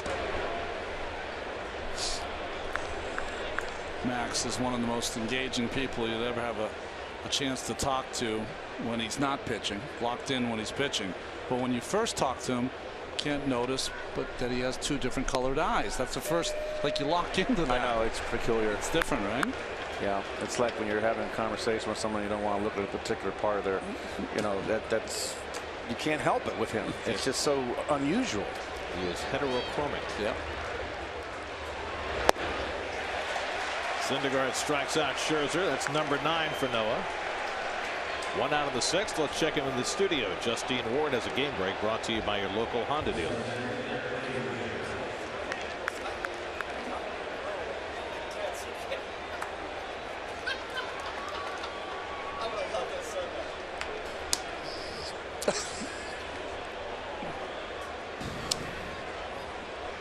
Aaron Blair lasted just an inning and a third. Somewhere Freddie's smiling. It wasn't my fault. Did you hear the story about how Freddie found out he had been fired? I did not. Called strike to Ben Revere. Apparently, you know, they played last night in Pittsburgh, and he got an email with an electronic ticket sending him back from Pittsburgh to Atlanta today.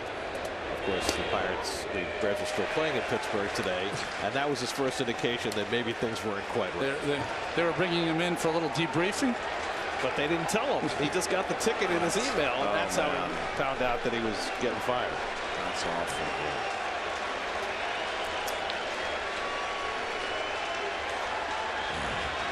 Revere is 0 for 2, a comebacker and a strikeout, and that just missed inside.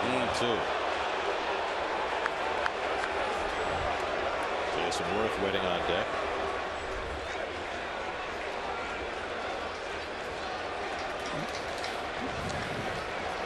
Hammers are out.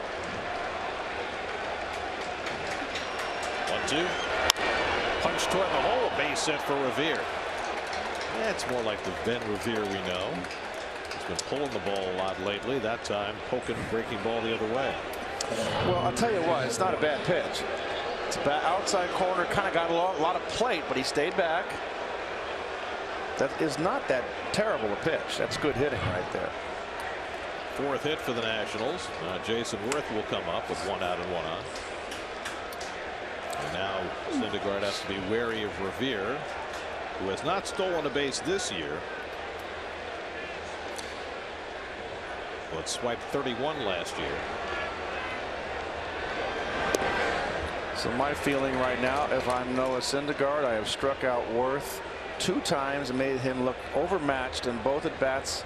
We got a 2-run lead. I'm focusing on getting Worth out. I mean, that's really how this team is centered right now. Get people on the bases in front of Harper and Murphy.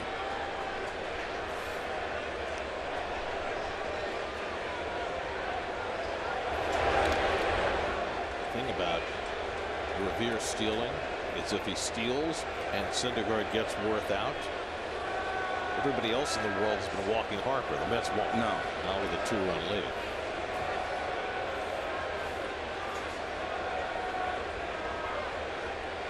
There goes Revere. Kolecki's throw, a good one. Got him! Kolecki right on the money to get Revere for the second out. And we'll wait to see if Dusty Baker's inclined to challenge. Revere thinks he's safe. The fastball away. Good pitch to throw, Keith. Yes, and quick release from Kolecki. And right on the money. It's close. Yeah, he got the leg. The question is, did the hand get the base before the glove hit the leg? Well, it's close. I don't know how you can reverse it. And they are going to review it. The Nationals are challenging. He might have got in there. He might have. I mean, it's a little picky thing, but he gets to the outside of the bag late. But if you noticed, he was running almost on the infield grass early, so he had to come across Walker to get that outside of the bag as opposed to start on that straight line.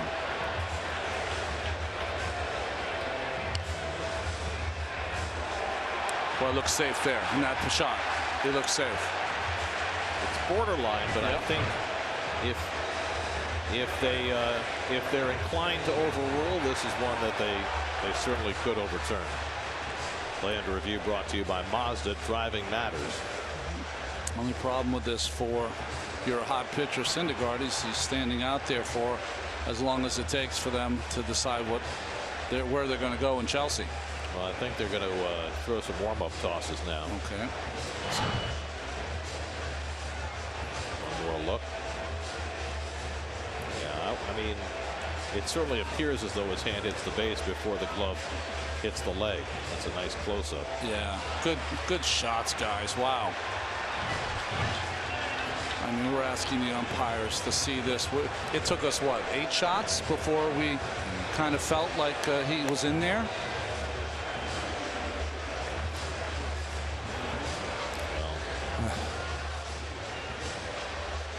Question is, we've now seen all those shots. So have the umpires in the bunker. You would think that they'd have figured it out by now. That's a hard one, though. It looks like Jim Joyce, though, has the marching orders.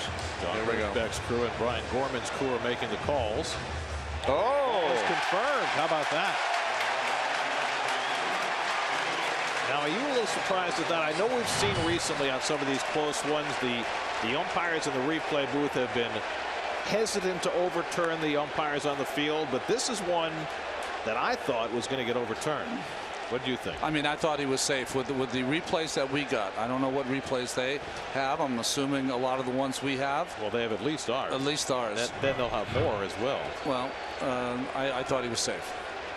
So the Mets win that one, and Worth immediately finds the hole on the very next pitch, and he's got himself a 2-out hit, and that'll get Harper to the plate as the tying run. Breaking ball. Too much plate. Left it out there. Gets Worth out in front. Keeps his hands back. And he's able to come over with that top hand. So that's a base hit RBI right there if that play is overturned. Dusty is very unhappy, but the manager has no gripe. The problem is the gripe he has isn't with the guys on the field. They didn't write the call. He's back at Schaaf. Eisenhower came down with the opinion there. So here we go. Harper at the plate in a 2-0 game. He's the tying run. So far, Syndergaard has handled him on a comeback or a strikeout.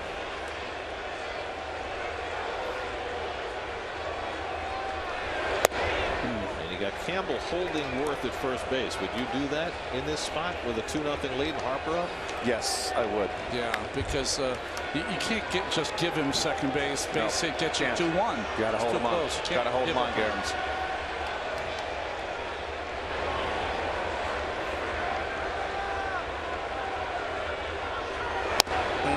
Just inside 2-0. Well, this is the beauty of the game right now, folks. These are the at-bats that you come to a ball game like this with great expectation, and this is the at-bat you want to catch in a tight game.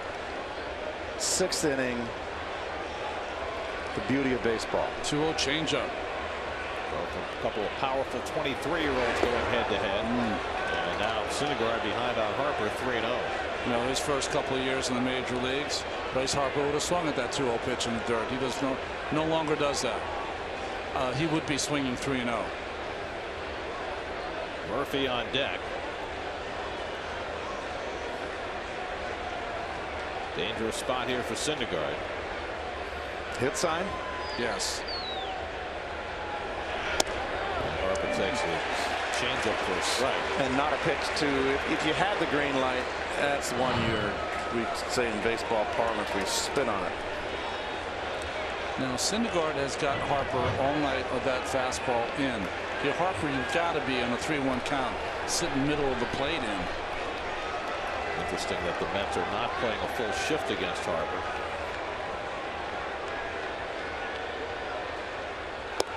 Another changeup, 3-2. Well, he's not throwing him the fastball, Ronnie. And here's the swing. Watch how he falls away towards first base to the right. Very unorthodox, I have to say. But he gets it done. MVP. Now Worth will be running.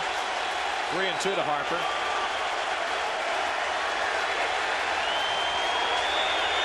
Struck him out. No, he got a piece.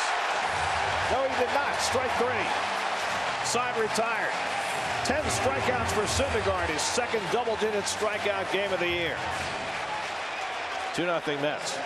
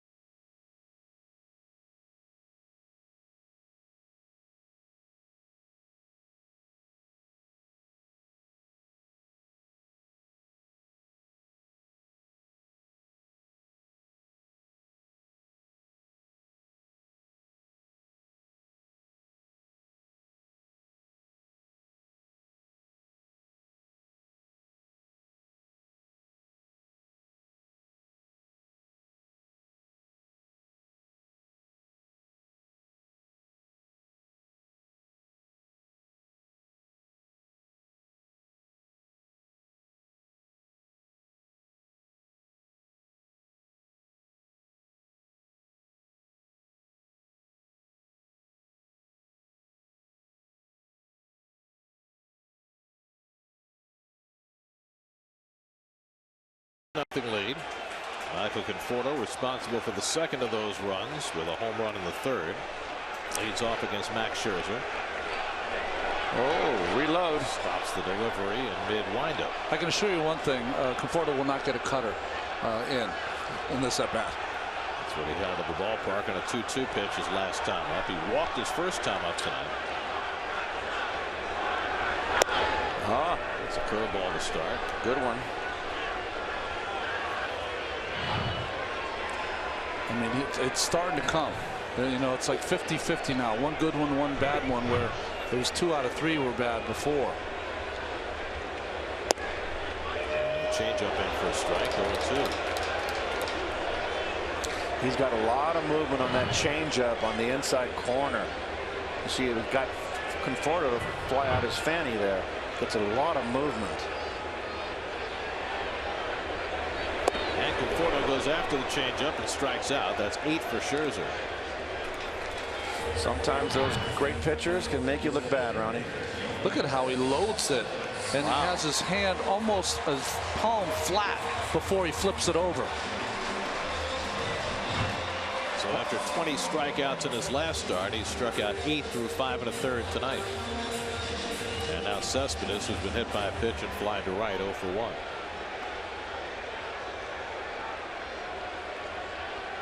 Some teams put 3 infielders on the left side against Cespedes. Not the Nats, at least not with Scherzer on the mound.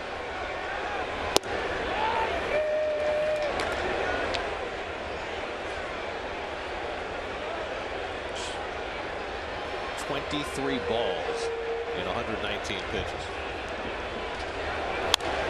That's almost incomprehensible. This is what the other guys who struck out 20 did in their next start, and they all fared well. In fact, Scherzer was the first to strike out 20 and give up more than 1 earned run in his next start.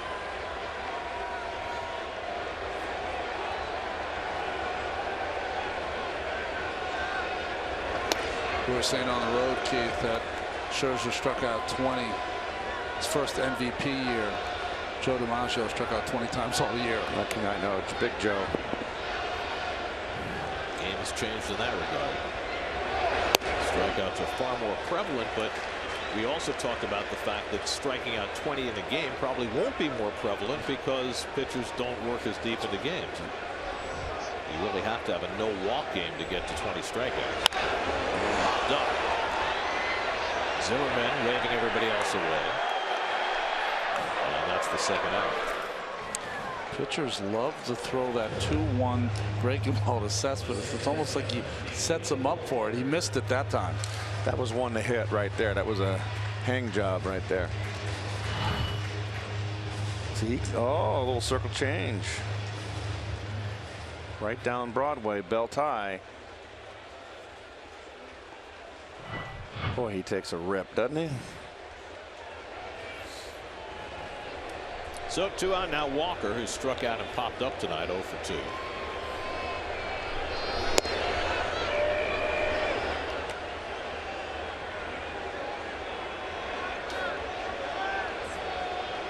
Question now becomes, how deep can Syndergaard get into this game? He's at 93 pitches through 6 innings.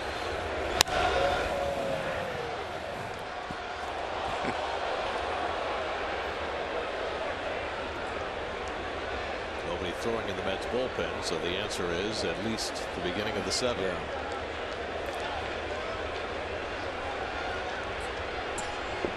And while Scherzer about to throw his 90th pitch.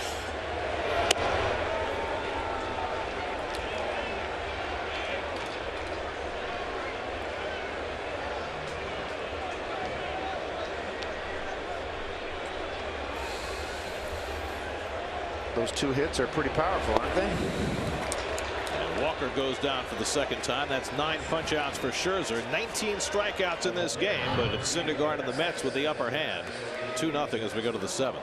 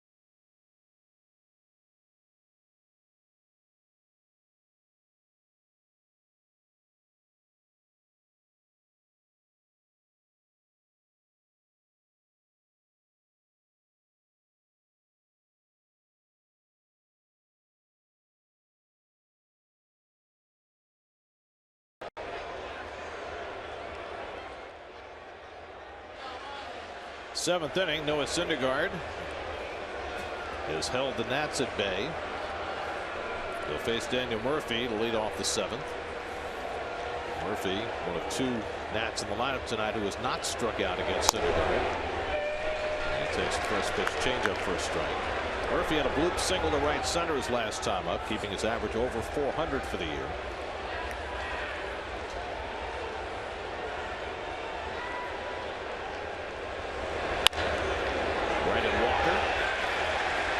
Take him under 400. One out. There have been 4 other players the last 7 years who've taken a 400 batting average this deep in the season. In fact, there was one last year.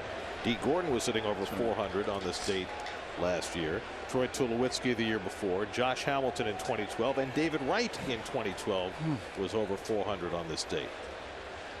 But Tulowitzki's off to a terrible start this year. Yes, he is. This is Toronto. They got slugged. Yeah, they did. Now, part of the conversation about Joey Bautista and what happened with Rougned Odor was about the fact that after the backflip in the postseason last year, that the Rangers waited until the last meeting of the year, the last at bat for Bautista, to hit him with a pitch and get whatever retribution they thought was appropriate, and that maybe that was not the right thing to do. If they were going to retaliate, that they should have done it sooner. Well, also he was hit by a pitcher who wasn't on the roster, so it had nothing to do with the bat flip or that game or series. I mean, the Mets, if they were going to retaliate against Chase Utley, you would have figured would have done it their first opportunity in Los Angeles. They wouldn't wait until they came back here. Right? Of course. Dodgers will be here on the Mets' next homestand. 2-2 to Zimmerman. It's out of context now. You know, it loses its cachet the longer you wait. It doesn't make any sense. It got rekindled in a hurry. Yes, it did. Zimmerman 1 for 2 tonight.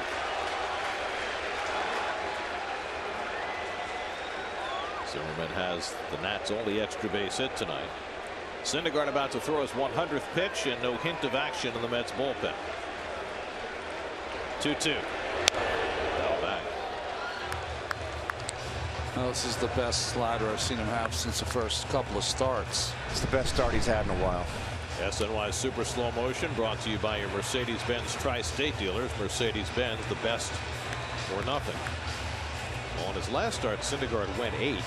He gave up 2 solo home runs along the way to Corey Seager and Yasmani Grandal, but of course he also hit 2 of his own. Right. Yeah, the Little League game.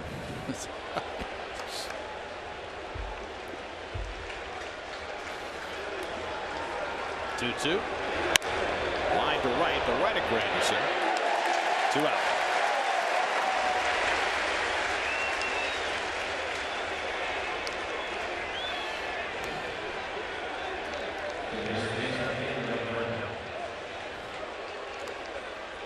Today's starters brought to you by People's United Bank. Syndergaard with his second 10 strikeout game of the season and the 7th of his career. Scherzer's given up a pair of solo home runs, the only 2 hits he's allowed. He's fan 9. So the kind of pitcher's duel we expected tonight. There's Rendon with 2 out and nobody on. And he flies 1 to center. Cespedes a long way back, but he'll get there. Side retire. 1-2-3 inning for Syndergaard. Stretch time at Citi Field. 2-0 New York.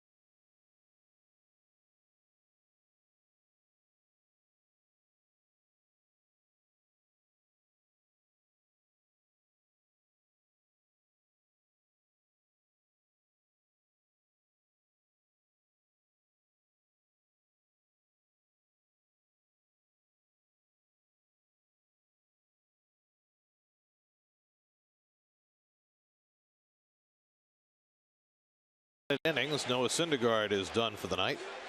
Thought with that quick 7th inning, Terry might have thought about pushing it, but Plawecki and he were on the same page all night. 10 strikeouts, no walks. Addison Reed up in the bullpen. And so Syndergaard, a job very well done in the Mets' first game of the year against the Nationals. Scherzer still out there for the bottom of the 7th. Eric Campbell leads off and takes a curveball for a strike. Campbell, Plawecki, and then the pitcher's spot for the Mets in the 7th. Campbell was grounded out and struck out tonight. Playing first base. Lucas Duda down because of a sore back on injection. Campbell will probably play tomorrow as well, with the Mets facing the lefty Gio Gonzalez, and then Duda hopes to be back in there Thursday against Strasburg. Oh, that was a good catch by Ramos. He just caught it right at the bottom of the strike zone. Hands strong enough to keep it for a strike.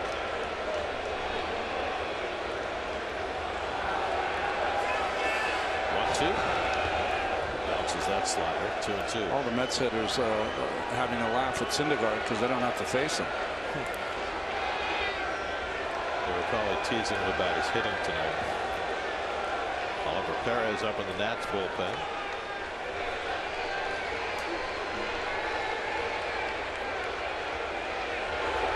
And Campbell goes down on the slider. 10 strikeouts for Scherzer, so both starters in double digits tonight. And that's 30 for Scherzer over his last 2 starts. So it's going to be one of those wire stories in the paper tomorrow. Syndergaard outduels Scherzer. Not yet. I understand. Okay. But those days it would have been 9, both going 9. Yeah. Sean Kelly, the right-hander, joins Oliver Perez in the Nats bullpen. Sean Kelly's had some nice numbers, hasn't he? Yes, he has. Good slider.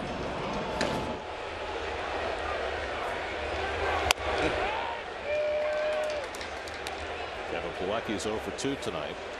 So Syndergaard, with his 7 scoreless innings tonight, lowers his earned run average to 2.19. Alejandro De Aza on deck to bat for him. It's lined over short, a base hit for Plawecki. Right off the end of the bat. And he has just the 3rd Met hit of the night and the first that hasn't left the ballpark. This is another flat slider, though, right across the strike zone. So when you throw 3/4, Ron, you correct me if I'm wrong, a pitcher as the game progresses can kind of drop his arm delivery, and as a result the slider is flat. Yeah, you get a little tired. Now De Aza will pinch hit against Scherzer, who's up to 98 pitches on the night. De Aza got a start on Sunday, his first in almost 3 weeks. Went 0 for 4, hit 1 ball hard. Ramos out of the mound. They've got the left-hander ready in the bullpen. This is the visit that all pitchers hate, because really the only reason the catcher's out there is to give the relievers more time to get ready. And here comes Dusty up the steps, and it would appear that's going to be all for Scherzer. So it's an ND. And if they can come back, he's going to be the pitcher of record on the losing side. He doesn't want to come out of this game, Ronnie. On this mound, Baker has not yet made a call, and Scherzer may be trying to talk his way back in. I think because he threw so many pitches his last game, Dusty's a guy that likes to leave his starters in there. You know that. At least he didn't give him the ball. Call to the bullpen brought to you by Verizon. Scherzer out after 6 1/3. Oliver Perez coming in. We'll be right back to Citi Field.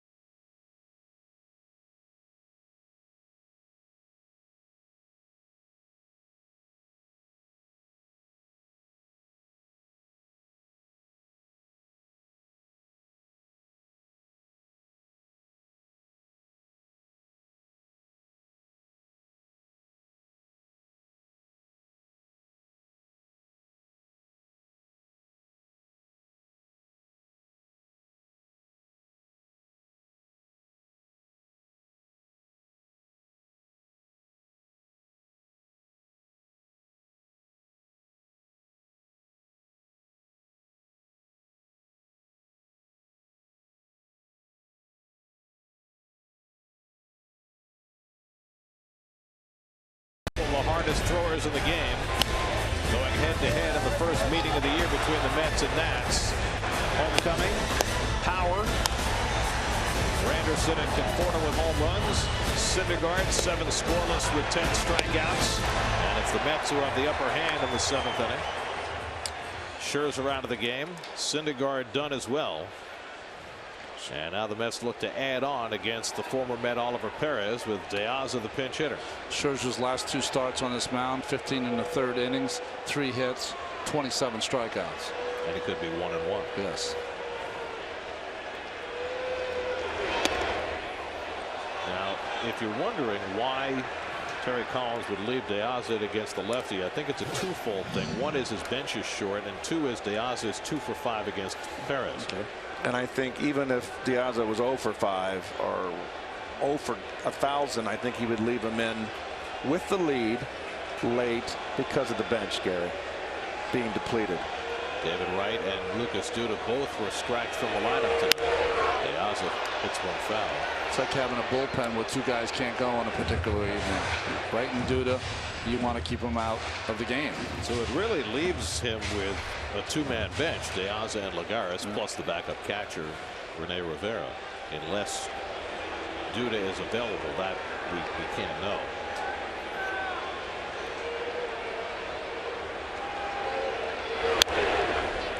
Diaz fouls back the fastball 1-2. Well, he still throws pretty hard, right? 92 miles an hour. He's had a lot of success the last few years as a specialist out of the bullpen. Last year for Arizona and Houston. Felipe Rivero alongside Sean Kelly now in the Nats bullpen. Oh, almost got him. That would have been a nice break for the Mets right there. Need to blouse that uniform a little more.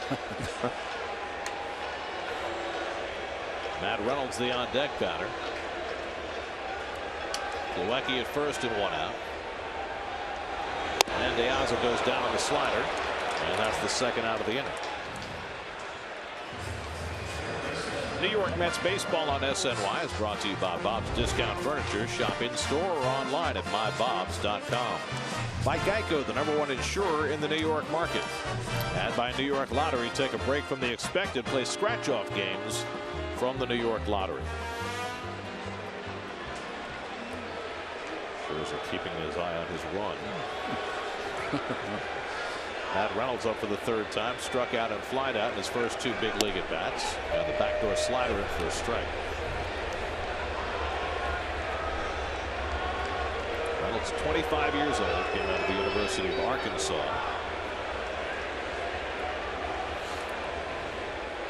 And that was almost a walk by Ollie. I'm not sure he stopped at all. Well, Ollie's a left-handed specialist now this late in his career. Right-handers so far this year, 7 for 17 against him.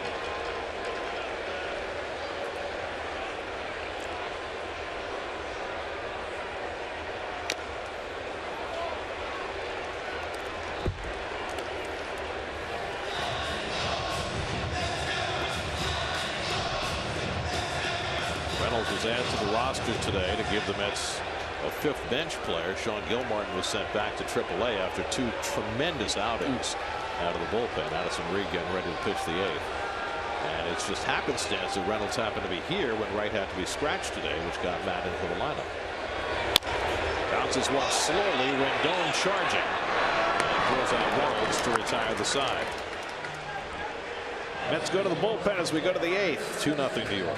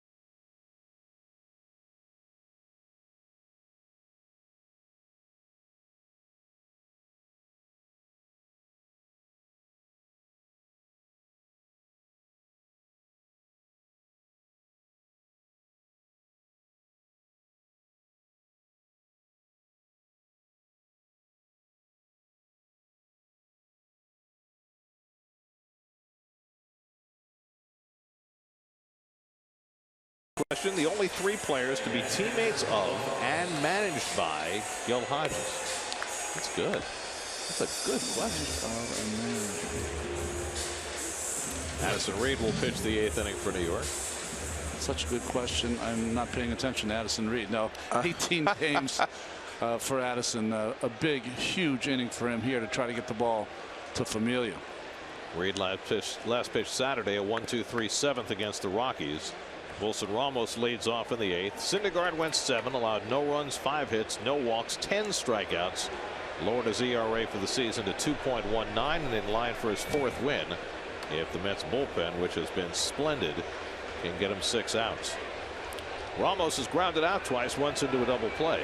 And he hits the first pitch on the ground. And Cabrera handles it cleanly.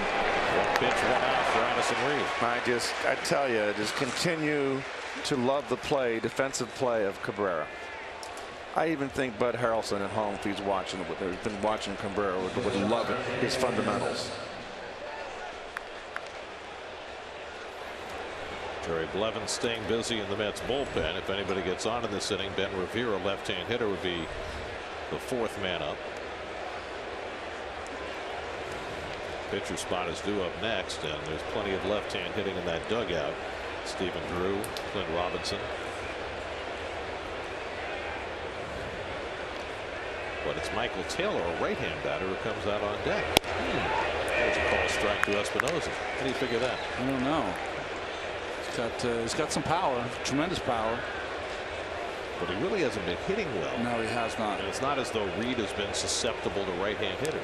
Well, his left-handed options are Robinson and Drew, because you can't use your catcher. Well, maybe he fears sending Robinson up there and losing him, and when Blevins comes in the game. Well, I think if it's this batter right here, Espinosa gets on, Robinson will pinch hit because he's got pop. Reed, though, quickly ahead on Espinosa, 0-2. Espinosa has a home run against Reed, but he strikes out this time on a high fastball, and there are 2 men down. Well, Addison Reed quick pitched him, and you see the grip. It's a 2-seam grip that Addison Reed uses, but it has 4-seam rise, or true 4-seam. So Taylor will pinch hit, and probably the reason Dusty is making this move is because Taylor is 2 for 3 with a home run against Addison Reed. And he can save his big left-hand bopper if it. No, he's gotten down to the wire here. We're in the 8th inning, for crying out loud. I mean, there's nobody else he's going to bat for. Right?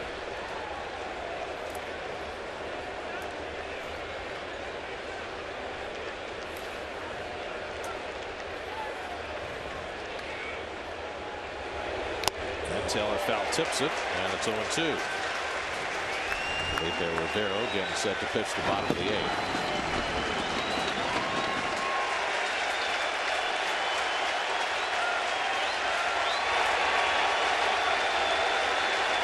Another quick pitch, and that one's inside.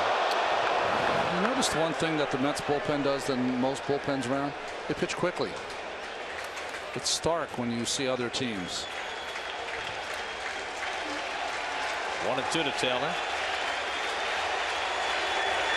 Struck him out. Addison Reed with a dominating 8th inning. 1-2-3 with a couple of strikeouts. Took him just 8 pitches.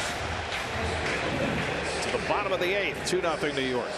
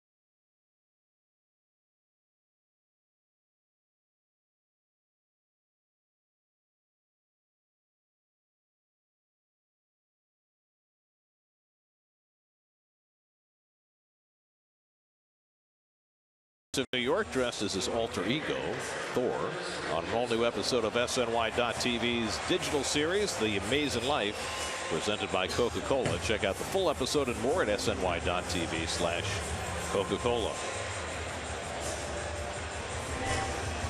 Drive Around the Majors brought to you by Cadillac. We mentioned Vince Velasquez, 10 strikeouts in 5 innings. The Phillies, percentage points behind the Mets in the standings, lead the Marlins 3-0. Curtis Granderson leads off the bottom of the 8th inning with his second hit of the night. Granderson on base 4 straight times, a homer, 2 walks, and now a hard hit single, greeting Felipe Rivero. A little home cooking for Curtis. Well, Rivero is a guy in his last outing against Miami. He got an out on a strikeout, but gave up a couple of hits. His ERA is high. He's a kid that throws awfully hard, 95-mile-an-hour plus. But left-handed hitters hitting 280 off him. He's like opposite. And you'll remember last September he had all sorts of trouble in that Mets sweep. Just couldn't get anybody out. Well, that was his first year up. He made his debut. He looked nervous out there. There's Asdrubal Cabrera, who's 0 for 3 tonight.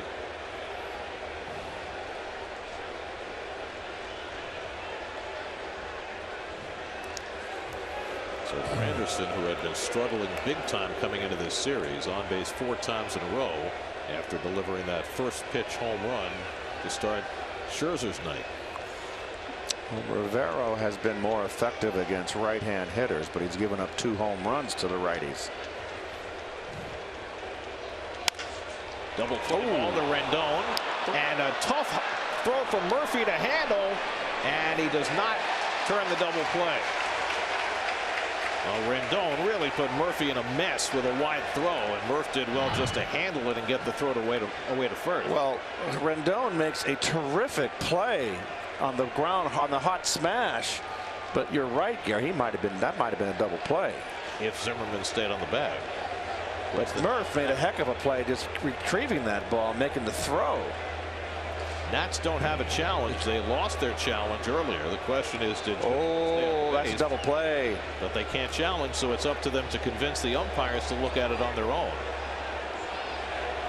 Look at all this mess. Look what they've done to this game. Let's see. Are we going to get a crew chief review? It's up to Jim Joyce. He's the crew chief. He would have to decide that it's worth reviewing, and apparently they're going to. It's like, Marvin, did you make a mistake over there? I think I did, boss. All right. He earned that name, Marvin. Well, that's a terrific play by Murphy. Yes, it was. It is. He bailed out Rendon by keeping that ball from going into right field, and then somehow was able to get a good enough throwaway to turn 2. I don't know why Rendon rushed it so much. He didn't need to rush it. Watch, he gets rid of it so quick. Just make an accurate throw. He'd give the underhand throw. It's not a good play. Hollywood. So Murph just made a terrific turn there. And I've never seen, I don't want to, beat a dead horse, but I've not seen such terrible first base umpiring ever. I've seen too many bad calls at first base. So, I mean, the farce is that you don't have any challenges, but it really doesn't matter, because all you have to do is kind of look sideways and go, hey, I'd like you to really challenge that, and sometimes they do. So forget it. Yeah, I'll stay out of this one. No, I think we're always told when we talk about replay that it's all about getting it right. The problem is that you only get it right part of the time. We saw that in Colorado. There were 2 calls that were not challengeable, and they didn't get it right. You got to go easy. There are a lot of suspensions handed down today. Just lucky I had 12 days off. I'm very relaxed. And let's see if we get a reversal here. Yep. And we do. It's a nice play by Murph. On the crew chief review, it turns into a 5-4-3 double play. Beautiful play by Daniel Murphy. And it's a correct call. He's on the bag.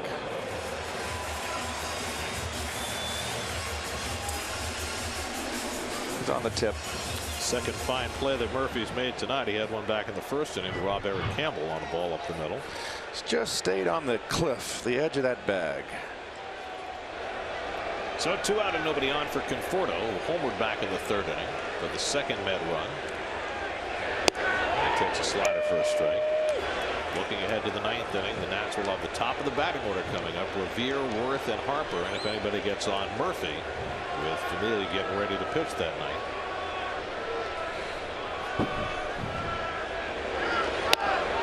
And quickly 0-2 on Conforto.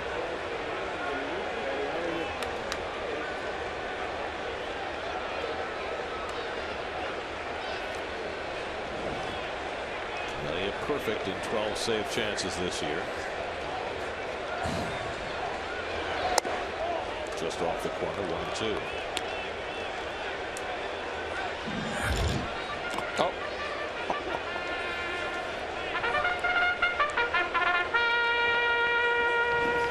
And celebrating Keith's return to action. That's right. I'm on the post.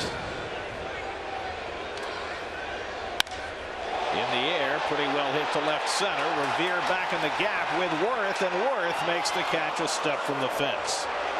Conforto gave it a pretty good ride, but it came up short, and that'll give the Mets a 2-0 lead going to the 9th with Familia coming on to try and lock it down.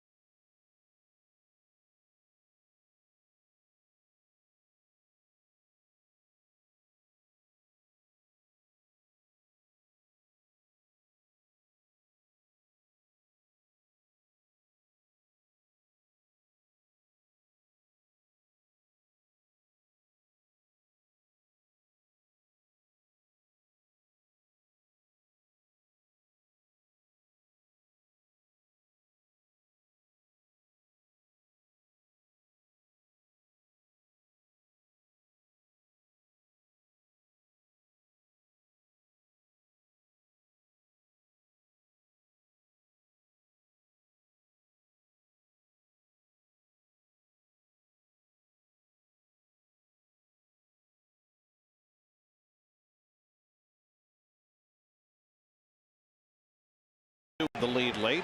Cespedes in left. Juan Lagares comes into play center. He'll bat 9th, and Jerry's Familia bids for his 13th save. Well, Jerry's pitched on Sunday, got an out in Colorado. Hasn't pitched a lot. 12 for 12 in saves. Top of the batting order, Ben Revere. Corners pinch in with a 2-run lead. He's certainly a threat to bunt, and he takes a strike. Revere 1 for 3 tonight. Single through the hole into left field in the 6th. You see the corners in, outfield deep, opposite field shade of the outfield. You want to play too deep against Revere, who poses very little power threat. Familia makes him back away 1-1. Addison Reed a dominating 8th after Noah Syndergaard was the same for 7th. You almost feel like Reynolds should come one more step or 2 more steps in. Take the bunt away from Revere, because if he gets it down, you're not going to throw him out. Worth on deck, Harper behind him, Murphy in the hole.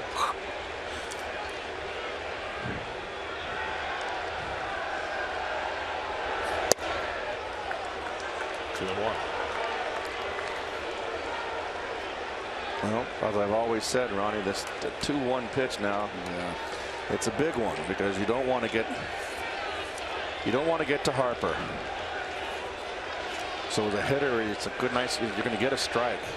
You've got to feel that way. And Revere takes a rip. 2-2. Boy, that was a good high sinker, wasn't it? Yeah. Bottom dropped out.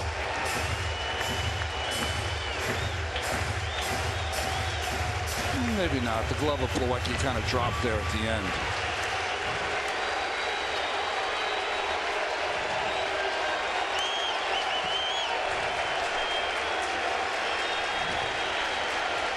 Two and two to Ben Revere.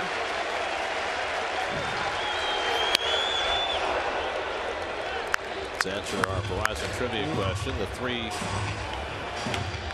players who were teammates and were managed by Gil Hodges. I have no idea. Duke has been one of them. No. Al Jackson.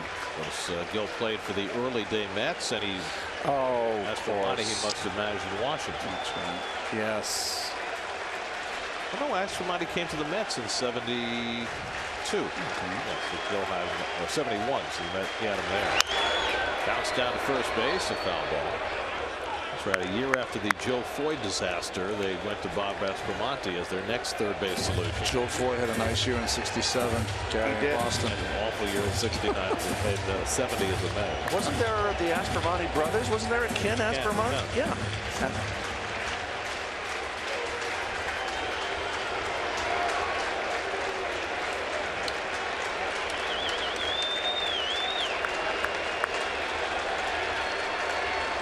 Seventh pitch to Revere, and he's upstairs, full count.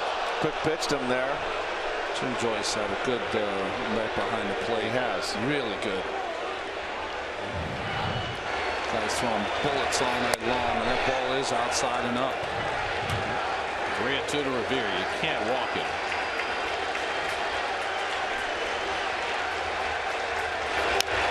And he bounces one off his legs. Coming up tonight after the post-game show, it's Geico Sports Night. Doug getting a little cynical about the Braves front office firings Freddie Gonzalez. We'll hear all about it later. Freddie's like, where was all that love when I was managing? By the way, the Braves are rallying. They were down 9-0. It's now 11-6 Pittsburgh. That's the Snitker effect.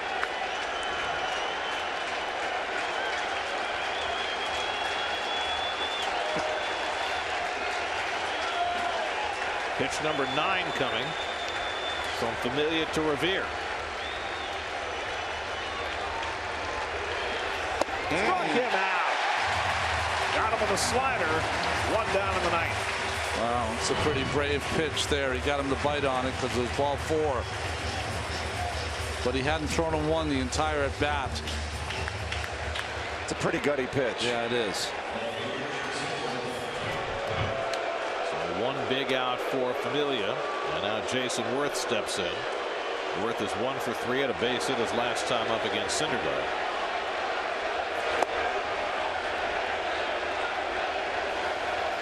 Worth is 3 for 8 in his career against Familia. And Bryce Harper looms on deck, so this is an enormous batter for Jay Reese.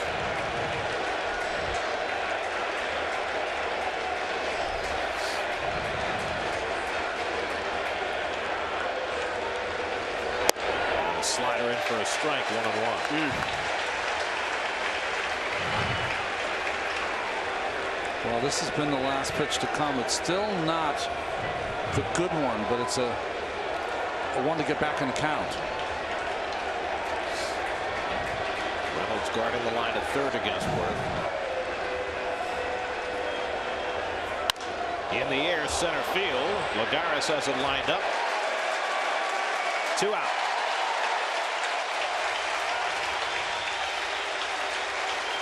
So now Familia has put himself in a favorable position in that Bryce Harper cannot tie the game.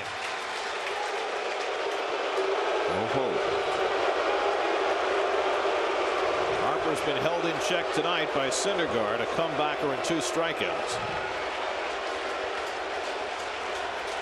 If Harper can find his way on, Daniel Murphy would come up as the tying run. Pretty much straight up and deep. And look at Walker getting out in the outfield grass. Harper sets up and away for ball one. Harper 1 for 7 in his career against Familia.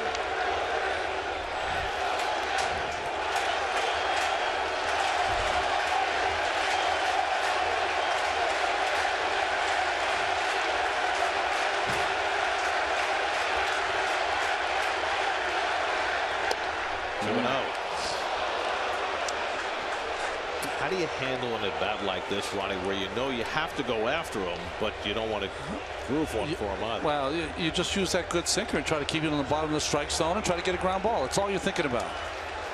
Can't beat you.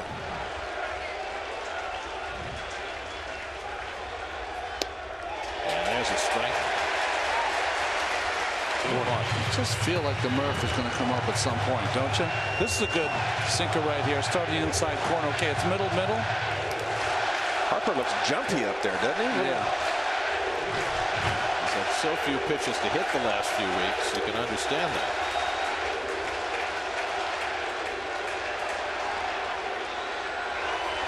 Hit sharply, but right at Reynolds. And the ball game is over.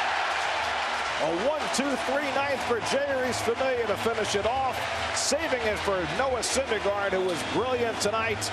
And the Mets get the first one from the Nats on home runs from Granderson and Conforto. They beat Washington 2-0. Well, a lot of times when we get these great pitching matchups, they don't always live up to the billing. They did tonight. Scherzer was good, but not good enough. Syndergaard probably with one of his best starts all season long. And of course the Mets were out hit 5-4 tonight, but the 2 of the 4 hits from the Mets, Granderson, the first pitch of the ball game, hits his 7th home run to lead off the bottom of the first, and then Conforto, the youngster, continues to hit his 6th home run in the 3rd. 2 solo shots, the difference in the game. Met pitching staff combined to retire the last 10 Nationals tonight, and the Mets got just enough power to win the first game of the season between the Mets and Nats and pull within a half game of Washington in the standings. Game summary presented by Verizon. Granderson on base 4 times, but he delivered the keynote on Scherzer's first pitch and got the Mets the only run they would need tonight for Noah Syndergaard. Reed and Familia each with a 1-2-3 inning to finish up. For every Mets win, the Mets organization is proud to contribute $2,500 to Northwell Health and the Katz Institute for Women's Health. For more information, visit northwellhealth.com/KIWH. This win brings the total contribution so far this season to $55,000. Mets win it 2-0 and get the opening salvo against the Nats to snap a 4-game losing streak. More from Citi Field coming right up.